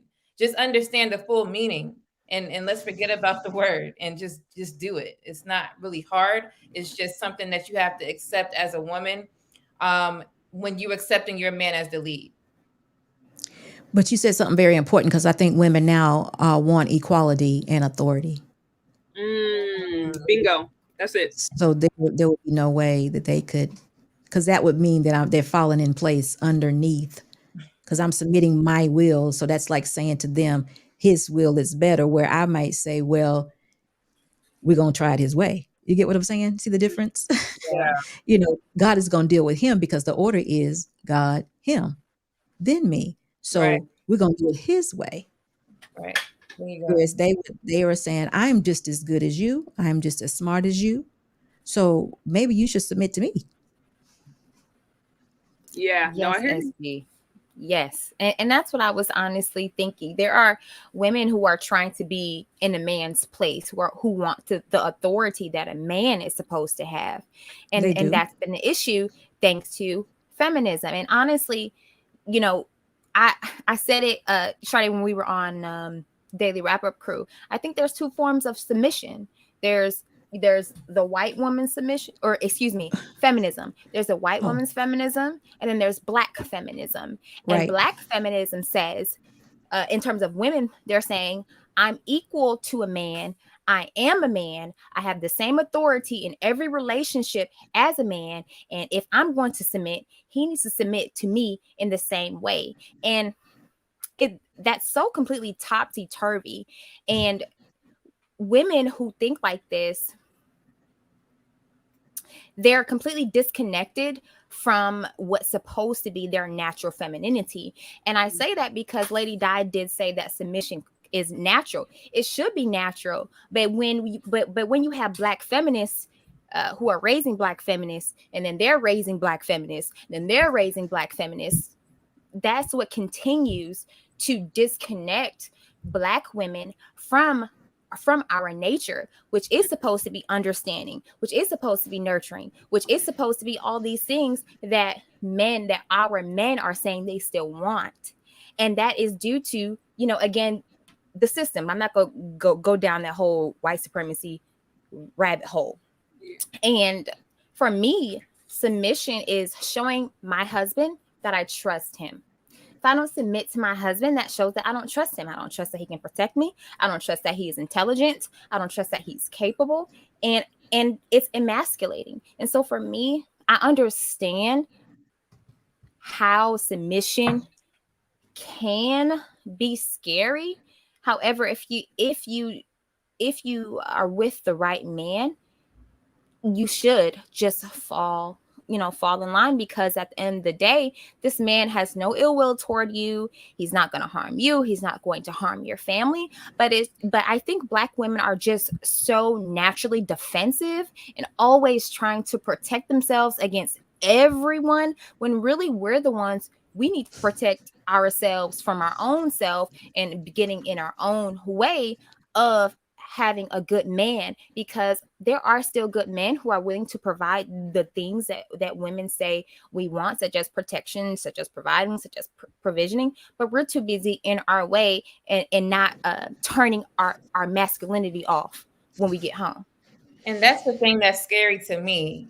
I don't think you should be scared of submission. That's natural. What's scary are these women wanting to be masculine, wanting to be men, wanting to do things that all men do and do all.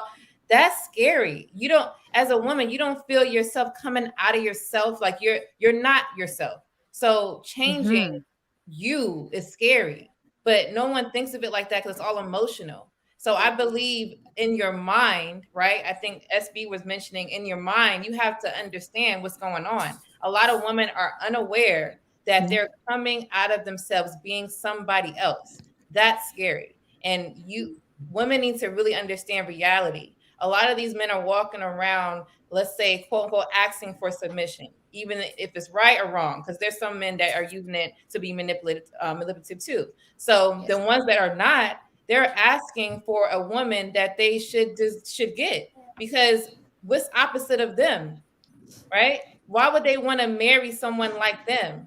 So if a man is asking or mentioning it or, hinting it, then that means that he's saying, hey, woman, you need to be this way because that's who you are. But because a lot of you women are not walking around in that light, men are asking. That shouldn't even be asked. Me and my husband never talked about submission because he already seen that I had Nope. it. This is not a conversation. Yeah. So that's scary to me. Why are men asking this? You know what Shouldn't have to. the part that we are kind of missing is I think women try so hard because they want men to know, black men to know how they feel about them. They want them to know that you are so inefficient or you such a loser. I'm a woman and I can do it better than you. So I'm strong and that's what they're independent. Well, how's right. that That's working what for they're us? doing. I'm like, Huh? how is that working for us? Because I we're mean, failing at every statistical level. So they I'm like, don't see it as failing. They still I did a show last weekend, a couple weekends ago, and a young lady told me what women want far as the equality go is to be superior and they want revenge. oh yeah, they want. Now I do agree that women want female supremacy. They don't want equality. They don't because they can't handle equality. They can't handle, They can't do it right. yeah, being treated like a man. But if all things, They if all can't things be. became equal, They can't be. that would be a problem. But the revenge part is what scares me. Mm. That's why they make it their business to be so masculine, because if they complete a job and they feel like anyway, certain group of people, I'm taking care of your baby better than you are. Y'all get what I'm saying? They may say that to another young man. Or the fact that they're paying their bills in their home, they don't see that as being an adult. They see that as not needing a man. It's so crazy. Yeah. So Wow. it's becoming their norm. It has become their norm. Well, what Bella alluded to, it's like really for many of us, the greatest enemy is the inner me. Okay, it's us. It's us getting in the way sometimes of our own progress and our own protection. And that's really what you just described. I think just clearly, SB, just all these different behaviors and ideas that ultimately are going to lead to the destruction of that person or of anybody who gets in the way of that person. Any kids they may have, all of that. Well, it's already happening. Our children are younger. A 6-year-old shoots a teacher. Whew, that's A right. 10-year-old deletes his mother. Right. Wow. So Yeah. it's already happening. You can't. I mean, a child deserves a balance. Come on, y'all. And we keep wanting. It's okay to have a child. This is their thought process. It's okay to have a child and the father not be there because all they do is leave. But then, no, he doesn't have to have a relationship with you, but that child still needs him. So what we're doing is continuously turning out kids, young men and women that are in despair, dysfunctional, not interested in any sports, won't be able to read, do math. They're not going to be fathers because they don't have an example of it, and they don't care. They won't care. So. I honestly think Black women, we are the key to putting the Black community back together, but due to the modern woman's, the modern Black woman's selfishness and inability to want to or even not even be able to work with a man and understanding a man's nature is why it's gonna take a while, for it to happen. And then one more thing I want to say about submission is the modern woman thinks that when you submit to a good man, like of course under like a good relationship, you're less than him. And that is not the case. Just because you submit and respect the authority, respect your man, doesn't mean you are less than him. Yes, he is your head, he is your covering, but that doesn't mean that, you're ranked, he's ranked here and you're ranked here and he can step on you anytime. And I also think that is a huge misconception. And honestly, a delusion in terms of the submission conversation. But you got women platforms that teach that. You know that, don't you? Yes, ma'am. And yes, they're like a lot of people in the comment section. We do well. We do okay, and we're growing. But I'm talking about 3,000 at a time. Mm-hmm. Yes, ma'am. 100 plus, just 100,000 plus subscribers, and everything they teach is hate. Yeah. No, I hear you. My thing is they're talking so bad about something they never done. Because if they did it, right, be feeling that way. Because there's nothing wrong with submission at all. Like SB said, it's freedom. It's a lot relaxing. It's happy. It's peaceful. So if they experience that, then they wouldn't say those things. But they're talking about something that they don't know nothing about. But Lady Di, guess what? They know about exactly what they're talking about and still won't take accountability for it. The accountability word, SB. Because what they're doing, like for instance, they're living out their traumas. Most of these women are women that have had bad experiences with men for whatever reason, but they don't want to say that they participated in that bad experience. So they make that man the object of the hate. And that's what they're doing.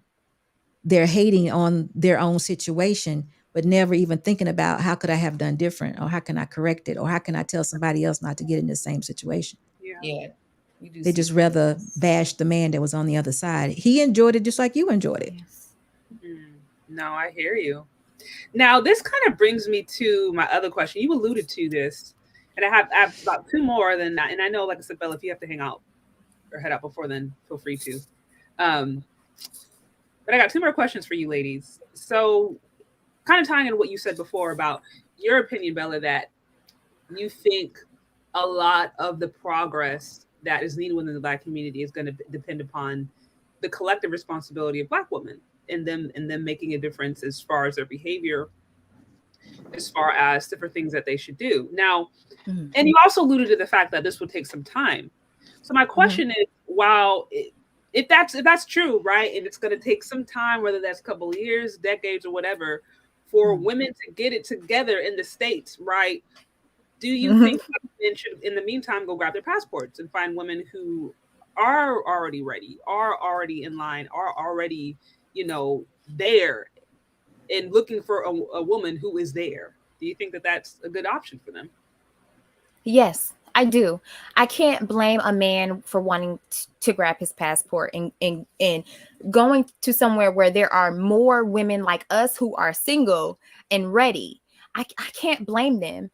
These men are clearly ready. If we see it on these different platforms.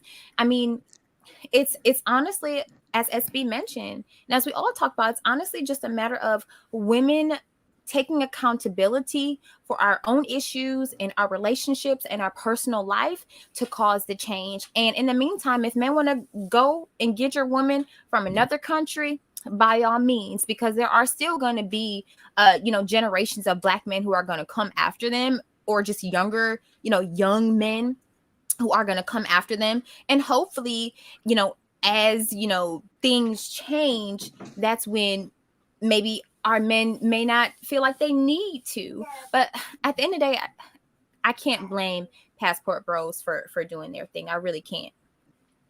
Can I piggyback on something she said? Yeah, sure. Bella, you are right, and I don't care either. But a woman is a woman, and the feminist movement is moving. So I could tell passport bros and whoever to be very careful. But the number of a Black man, it is near extinction. So when you say you talking about in America, because I know in Africa they having tons of kids. No, in the U.S. Okay. So, but so as we're mixing, okay, right. And then we have alternative lifestyles, and we have in prison. And then y'all also know that they are coming up with so many different things to have babies now. So I too don't care where a man finds love. I think, just be careful, because I do kind of think women are women, y'all. But I understand your culture is your culture. So they just need to be careful. But if they find a woman that loves them and care for them, grab her up, have some babies. Yeah, no, I hear you. What do you think, Lady Di? Should Black men grab their passports? Yes, I don't think that it's a problem. I would just say that it's dangerous, though, because they're going over there taking other men's women. So there are men over there too. So, it's kind of like a competition situation that would just naturally happen because they're going over there in a different space that's not theirs. But at the same time, I don't feel that men should stop finding love. If they have to find it somewhere where they feel that they're accepted, by all means, go and do that. Because if they're, the trend today is the modern woman and the 50-50 and, the feminist, that's kind of like a majority situation that we've noticed. So if you can't look in between the crowd to find that great traditional woman or whatever woman that you're seeking, if you got to go over there to find it, there's nothing wrong with it. One, because there are women over there who are that were raised to be, let's say, the submissive type of woman. Women here, they're not even being raised. Majority of them, they're being raised by social media and, you know, at school with their friends, because that's just what we have here. A lot of women are single mothers by choice. This is what it is here. So unfortunately, the women here could be wives. Yeah, they could be great wives, but they're not even being raised to be women. First of all, they're raised to be men. And then with all of that being said, it's going to be hard. So I get that.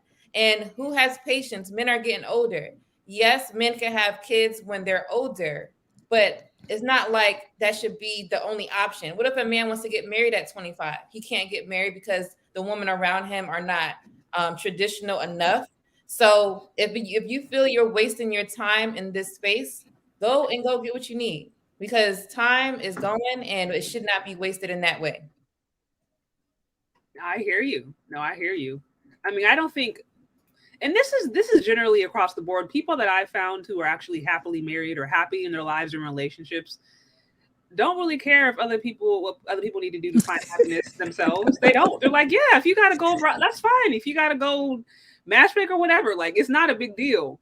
A lot of people, honestly, I hear who are mad over this whole concept or just like actively opposing it. I have to question how happy they are in their own life, if I'm just being honest. Apart from the toxic rhetoric, there is toxic rhetoric going out there, but that's just Black YouTube, Black social media, period. You find toxic stuff on both sides. But just the overall idea of a man being a man and trying to find somebody that's the best for him, I'm like, why would anybody be opposed to that? That's weird. Oops. I want to say something to the chat. I've seen somebody say no one is a single mother by choice. There's literally women who are trying to literally, so sperm donors or a situation where they don't want the man present. They're purposely choosing that. And just Google it. There's a video. Yeah. Yeah, I saw that. Actually, I saw that in TikTok where there's a video. Talked about why she chose to be single woman by choice. I'm like, well, good. Mm-hmm. And I actually, I mean, it's a whole other conversation. I know of a prominent Christian worship leader who did the same thing, chose to be a single. I know that's a whole other conversation. And it was like, God's going to be this guy's father and all this stuff. And I'm like, but God also gave us to be fathers. So, I mean, I even know women. I know women who say that. Oh, Christian wow. feminism. That's the whole other conversation. Okay. Well, you guys, this has been great, guys. Also, if you are here, be sure to hit the like button if you like what we're doing. Share this with somebody. Tag anybody on this who you think they find it interesting. Y'all know there's a lot of talk about here. So when you see positive stuff, you see stuff that you think is powerful, be sure to share it, get the word out there. Also, make sure to go check out every one of these lovely ladies, their channels. They have some good stuff there. Support them, like, follow, hit the Cash App, Super Chat, subscribe, become a member, do whatever you can to support the women who are actually getting the message out there. Because it's one thing to say that we love and we want to see more of this, but it's another thing to make sure that can happen. And the best way we can make that happen is make sure we are subscribing, watching, getting the word out there, and helping to show support if you can monetarily. So that's how you show your love, people. And these are some beautiful women. So shout out to all you ladies. Shout out to you for being a class act. I got a question. Do y'all think we're making a difference? I know the men love us, but what about with the ladies? Where? That's a good question. You said in this space, in these spaces, are we appealing to some women? Now, I kind of judge it as in, I always wonder why they don't believe, but they hang around. You know, if you don't believe, why are you hanging around? Because I just want to, they'll say something really off. So I myself think I am making somewhat of a difference. But I just wondered if you all felt like in your own spaces, are you making a difference? I feel like it's going to be a slow process because women of color, right? When we say something, it's a whole lot of backlash. I don't even know who created Pick Me, but I feel like it's a Black woman. Okay. So I think probably if men is majority of our audience, right? Right. Men are the ones who are going to pick these ladies. So if that man has a woman in mind and that he's already dating, he would help her or have her understand by just watching shows like this. And if a Right. woman wants this man, she's going to watch it. So I think it will come around. It might be the men for now, but it will turn around eventually, because it's going to be a point where women are going to have to figure out their life, and it's going to be with their man, with a man, because they're going to know eventually this is not going to work. So Okay. I'm gonna continue to do what I do, but hey, I just wonder. please do. I hope I hope it's helping someone. SB, even I say to myself, even if it's just one girl, one young lady, who desires to be a wife and realizes, like, hold on, there's something that I need to change, or I need to search how to, because maybe I don't have the guidance. And then who knows, one of our channels can pop up, even if it's just, again, one person. Even I have a young lady who texts me today, and we know each other personally, but I had no idea that she was even necessarily paying attention to my femininity content, and she reached out. So I think women typically are more quiet, and so it may seem like we're not making a difference, but I do, and I hope so. Yeah, I agree. Now, what that looks like and how that looks, I never had the expectation that I'm going to go, I'm going to do this thing, and then all of a sudden there's going to be a large anti-feminist movement that completely changes America. Like, me personally, I think America in general, or just the West in general, is somewhat in a decline.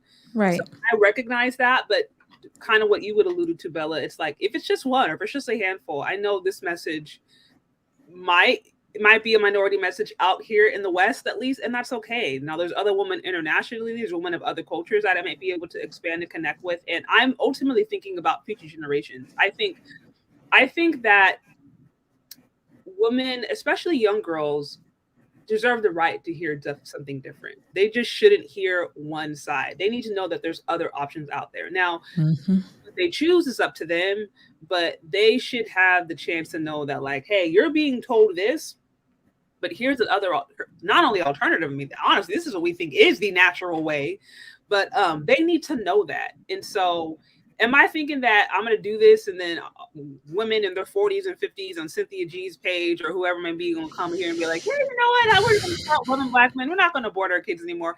No, some women, some pages is going to do what they got to do, and that's on them. But for those who are like-minded, even if it's a minority, you only need a handful, I think, to bring a big impact. I mean, the Bible alone is full of stories of just one individual or a handful of individuals who made an impact just in their own life. So I'm a firm believer of that. And I think ultimately, if you're doing what's, God has put in your heart to do, then it's gonna bear fruit in some way, shape, or form, whether you see it even in your own lifetime or later on. So, well, I've said this before. When I came to this space a year ago, everybody was rah, rah, rah, and it was a war, men against women. And now this year, or before this year, marriage is now an option. We're now talking about marriage. I've been talking about marriage the whole time, but I am seeing more and more people speak of marriage being an option. I'm hearing more stories about I got engaged, or more people are coming out. I've been married for 25 years, 15 years. So I see some change there. Definitely. I was just wondering, if we are really appealing to the ladies. Those are the ones that need to be covered. I hear you. The lost ones. I hear you. I agree with what Bella said. That now, I think because women are loud, and Black women know how to cancel people, so we're loud when it comes to that. But I think when it comes to going against the sisterhood, or when it comes to having alternative message, that's when we can be a little bit quieter, timid. And so I think those who might be in agreement may not have maybe the guts at that point to come and be a target, but they might silently watch, or they may send a text message or slide in the DM. So you're gonna have some of that for sure. Sisterhood. Yeah. Right. Okay, guys. So this has been so great. I'm gonna do final question, and then also if you want to, where people can find you, how they can find you, final lines, all that different stuff. But this has been great, ladies. So thank you again for your wisdom and support, and your natural hair too. That's a big plus. So okay, let me see. I'm trying to think. 'Cause I still have a few questions, but I'm gonna try to narrow it down to one. So you guys kind of alluded to this, but I think I already know the answer. But maybe you can qualify it. I'll start with you, Bella. Do you think American Black women? Do you think that they're better qualified to love a Black man than, say, other races of women? Whoa, that's a loaded question, Sade.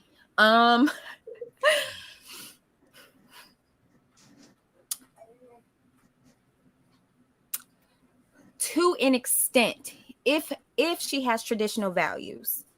Okay. And I say that because she's a Black woman. So in my opinion, there are certain things that a woman who is not Black, may not and cannot identify or understand. Now, in terms of personal experience, that doesn't mean she can't learn it, that can't, but yes, I do. Again, if the woman has traditional values, but if she's a Black feminist, then it's like, no, that is what it is. I mean, that is what it is. But if she has traditional values, absolutely. And I mean, think about it. Each culture, they prefer for them to marry their own culture, and I think that. And that holds tradition, that obviously, holds, everything, as SB said, the Black community is dwindling because we're all mixing together. So yeah, I the short answer, yes, to an extent. to an extent. Simply because, we do generally come from similar cultures. Okay. SB, what do you have on the topic? Do you think that the American Black woman is better qualified to love a Black man than any other race of woman? Better qualified. I would think that she would be the one that has more of the more criterias or qualifications to do so. But when you say better qualified, that requires effort. Yeah. Right. Oh, word. Yes, The word. yes. So yes, and then I'm going with Bella. Yes and no, because we are better qualified. We are the best to love our men. Because when you start mixing cultures, it gets real.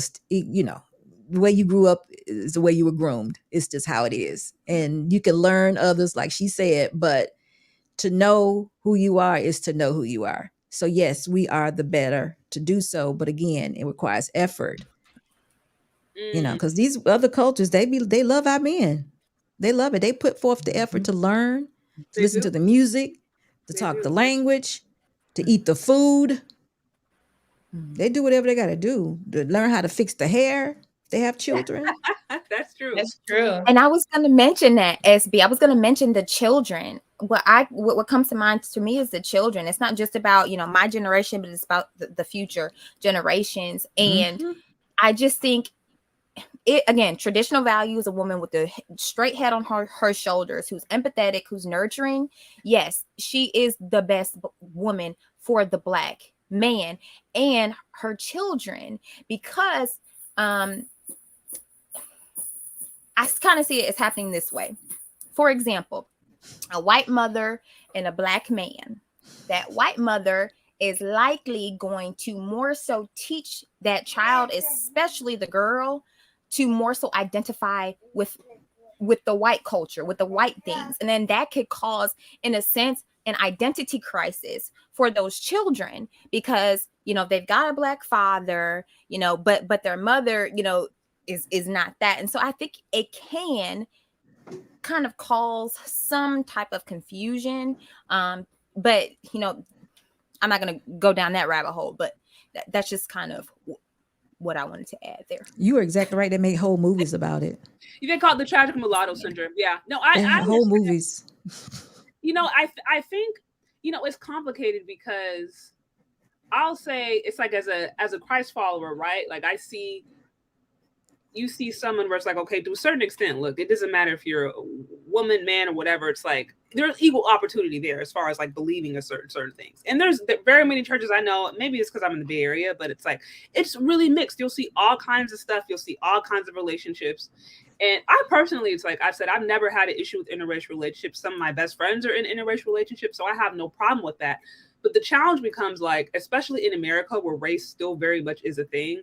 Like if you're engaging in those kinds of interactions and you're refusing to acknowledge those cultural differences, which is sometimes what honest low key, I'll see that. I'll literally see sometimes getting a tangent, different Christian folks, different folks in the church who will be like, oh, well, race doesn't matter. And then they use it as an opportunity to just not engage in the realities of how men and black men are treated versus a white woman versus whatever. And it just, and then you have a woman or a kid growing up that's confused because they're being treated one way, but then they go to church and like, okay, but this doesn't matter. But then my experience tells me, so that's why it's like, you know, there's a practicality to this. And anytime you grew up in a certain culture and you're staying in that culture, of course, it's going to be easier to navigate to a certain way. Doesn't mean that you still can't find love or find peace outside of that, but that's going to come with its own set of challenges. But you also alluded to the point, right, SB, where it's like, you're still, even if you're dating or married within the same culture, there has to be some basics that are fundamentally at play. The woman still has to bring effort. And if she ain't bringing effort, it don't matter if y'all grew up in the same block. If she ain't neighbors in a relationship, then she ain't Right. She ain't it. You know? she ain't it. No. So there's definitely nuance to this. Lady Di, what do you have on the question? Okay, so just repeat the question so I make sure It's basically, do you think that American Black women are better qualified to love a Black man more than any other race of women? So other race of women can definitely be a wife if they're qualified, right? They have the traits, the requirements to put that onto a man, period. I don't think it has to do anything with race. But if you're talking about a Black woman with a Black man, I feel that that's how it's supposed to be, because we're just Black. We're Black individuals that other cultures, they're not going to understand because they're not us. So I would say it's even hard just with like I said, I'm from the North, my husband's from the South. That's already a culture difference. And that's part of itself. Girl, I understand. Imagine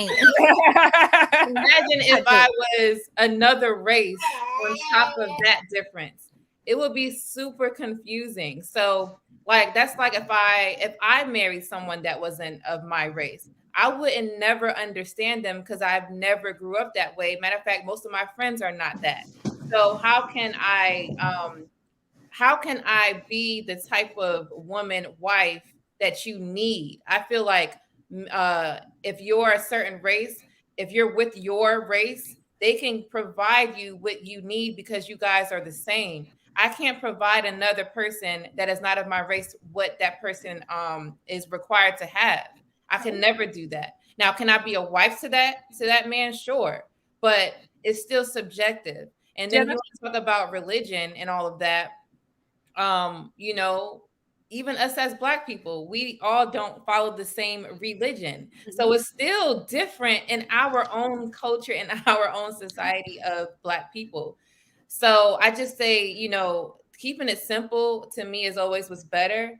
But like we already talked about earlier with the passport bros, they have to get out of their comfort zone just to get a wife. They're not even caring about having that, oh, I got a Black woman, I'm a Black man. They can't even live that life. They have to get it elsewhere. And guess what? They're never going to live that life. They will marry these women and be happy, but I don't think they'll be fulfilled. Mm. Wow. Well, many of these men actually are going abroad to get Black women. That's the difference, and that's the main difference that I've seen between the passport bros. I mean, there's actually many, but one of them is that a lot of the passport bros I know are actually going abroad and they're still seeking out Black women. Now, some of them are going to Thailand and or whatever. Yeah. There's some are just like, I prefer to have a woman that share their complexion, but I just can't rock with feminism. So it's I don't want to say all passport bros are on like a swirl mission. I think that would be a mischaracterization of the movement. There's nothing wrong with the swirl.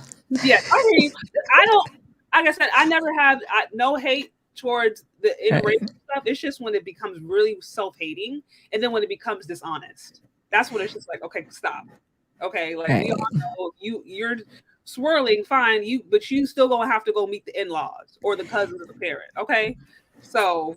And you know what? Lady Di brought up a point I didn't even think about. What about class and status? That's another cultural, because some of us don't even relate. Right. No, like black folks don't even, of different classes can't even hardly get along. No, not at all. So that's a whole different podcast. They might have to go get them a white woman. I really. But it's honestly sad that our men have to resort to that. Because again, as we've all mentioned, because we as women, as the sisterhood, won't change. Aren't willing to change. No. Like, don't say that. Don't ever say that. Don't ever use those words. Right? They're gonna come for me. They're going to come for me. No. They're the sisterhood. They can have it. They can keep it. They can coin it and put it on t-shirt. Oh, you're like, I'm anti-sisterhood. But we anti-sisterhood. Stay over there. There you go. Yes, ma'am. Oh yeah. They're 100 strong of wrongdoing.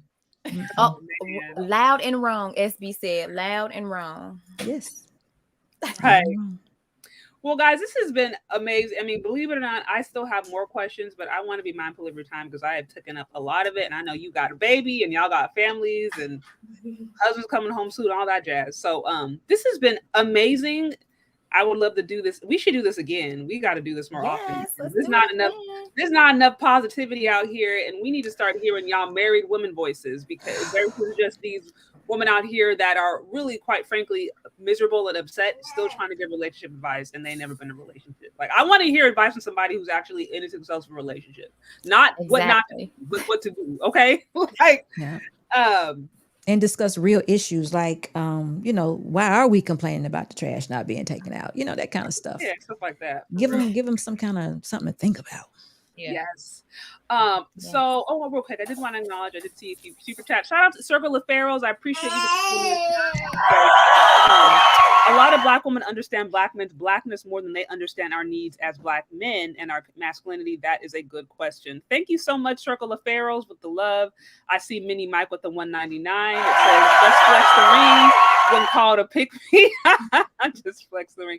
Also, I saw with, I think it's Akintunde Bowden. I hope I didn't butcher that name. So this is a good look. Very sexy and respectful Black woman. I'm proud. Men do submit, but it's called protections and provisions where a man must underpin his family with his blood and treasure. Nobody talks about that. That's a really great point. Yes, men absolutely do submit. And men, it's not like people creating this super unrealistic expectation where women are just submitting and then they're being abused. Like, again, even going back to that passage in scripture that was alluded to earlier, it tells men to lay down their wives to their husband. It tells them to literally like lay down their life, to sacrifice their life the husbands to sacrifice their life for their wives. So I'm like, okay, if I have to pick between the two, submitting and respecting my husband or laying my life down, what am I choosing? Okay, so I'm like, submission under that context is easy. Men they have the heavier burden and they have the higher call and the higher responsibility. And this is what women, I think, who really try to oppose this don't understand. It's like you're fighting to get into a harder position. You're fighting to get into a position that you're not made for. Why would you want that? So that's a whole other thing. But anyways, guys, this has been great. I do want to give you like where people can find you. If you have any final thoughts, YouTube channels, Instagram, all that jazz, please feel free to share. So you guys can follow me at Lady Di DTM. DTM stands for Dating to Marriage. I support couples through that transition. I also have live shows weekly. You could catch me there, and I do give free advice online. You just have to come on my live show. And I also help couples on the back end, which you could go to my website, datingtomarriagesupport.com. And also I'm on TikTok, Instagram, Facebook. You could find me on all platforms at Lady Di DTM. Thank you. Awesome. Thank you, guys. I have your information, as far as I know, in the description, or just if you go click the Lady Di on the video, it'll take you to your YouTube page, y'all. So thanks for having me, you guys. Nice Thank conversation. You so much. This has been fun. SB, what do you have on the topic, or just final thoughts? I am Security Boss Unsolicited or Unsolicited Security Boss. Just put in Security Boss and you can find me on Instagram, YouTube, Rumble, Facebook. Did I miss something? No, I didn't. But I want to tell everyone on tomorrow, 10:30 Eastern, I'm over at the cruise season. And it's cruise season after dark. I tell you, I love it. But I am going to be on the panel at cruise season tomorrow night. And on Saturday, this coming Saturday, the 28th, I will be completing the second part to conflict resolution. And we have a panel of outstanding folks. So if y'all are not doing anything on Saturday, come and join us. We will be having good conversations at 3 p.m. Eastern, conflict resolution. And again, Security Boss on all social media outlets, I think. I don't know if I missed one or not, though, but y'all can find me there. Unsolicited Security Boss. Awesome. Thank you so much. This has been Thank you. amazing. And yeah, we'll have to definitely do stuff like this again. This is fun. Thanks. Bella, beautiful Bella, what do you have on the topic? Or final thoughts? Well, All yeah, that. I know what you meant. Well, firstly, Sade, thank you so much for having me. It was such a pleasure with being on the panel with you ladies. SB, I love you, and you are just full of so much wisdom. And so it's just an honor for me to be on the panel with you. I just wanted to and it's so good to finally meet you. I want to meet you. Yes, it was a pleasure. Thank you, Sade, of course, per usual. I can be found on here, YouTube. All you do have to type in is at Bella Rings, like Bella and then Rings, and you'll find me. And I am Bella like a period rings on Instagram as well. I'm just on those two. And ladies, if you want to reach out to me personally, feel free to go ahead and DM me with questions, comments, or concerns. And again, thank you so much. And myself and Lady Di will actually be on Lady Di's channel tomorrow evening at 6 p.m. if anyone wanted to join us for that live stream as well. Again, it was a pleasure. Sade, thank you so much. And I'm looking forward to more panels like this. This has been awesome. Well, ladies, again, this has been amazing. Thank you so much for being here. Guys, go and check out their channel, show some support to them, and let's keep this Pick Me conversations going. You're right. All right. Have a good day, y'all. Okay. Special shout out to you, Sex Seal Did That. That go the money. That go the money. That go the money. That mother money.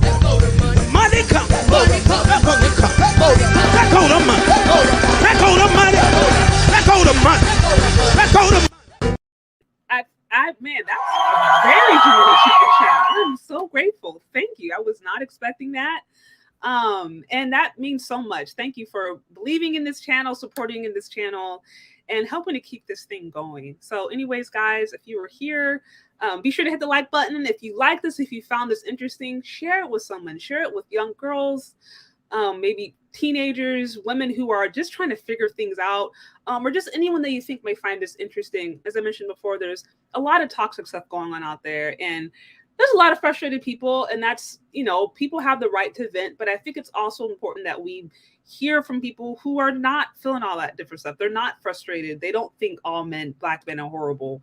They love marriage. They believe in marriage. They're in happy families. They're happily married to black men. It's equally as important, I think, if not more important, that we hear from those ladies and remember that, hey, there's still good people out there. There's still beautiful men out there. And I think, if nothing else, even if we are a small minority, for those young women out there, those young girls who want an alternative message, who don't want to get caught up in this Tatiana 3 or 4 culture, they deserve to have platforms, and they deserve to have spaces where they can come and learn and be respected and learn something different. So that's what we were about here. Again, I thank you so much for hanging out, for being here, for showing support, for liking, subscribing, all that different stuff. Stay tuned, guys, for other Pick Me content, or just for other videos in general. I like to get my commentary on things. If you haven't already, subscribe to this channel, hit the notification bell so you are notified each time I go live. And stay tuned. I actually have another live happening tomorrow with Dennis Sperling, so that should be a different perspective on this. It should be fun. But stay tuned, and we'll talk later, guys. Okay, bye.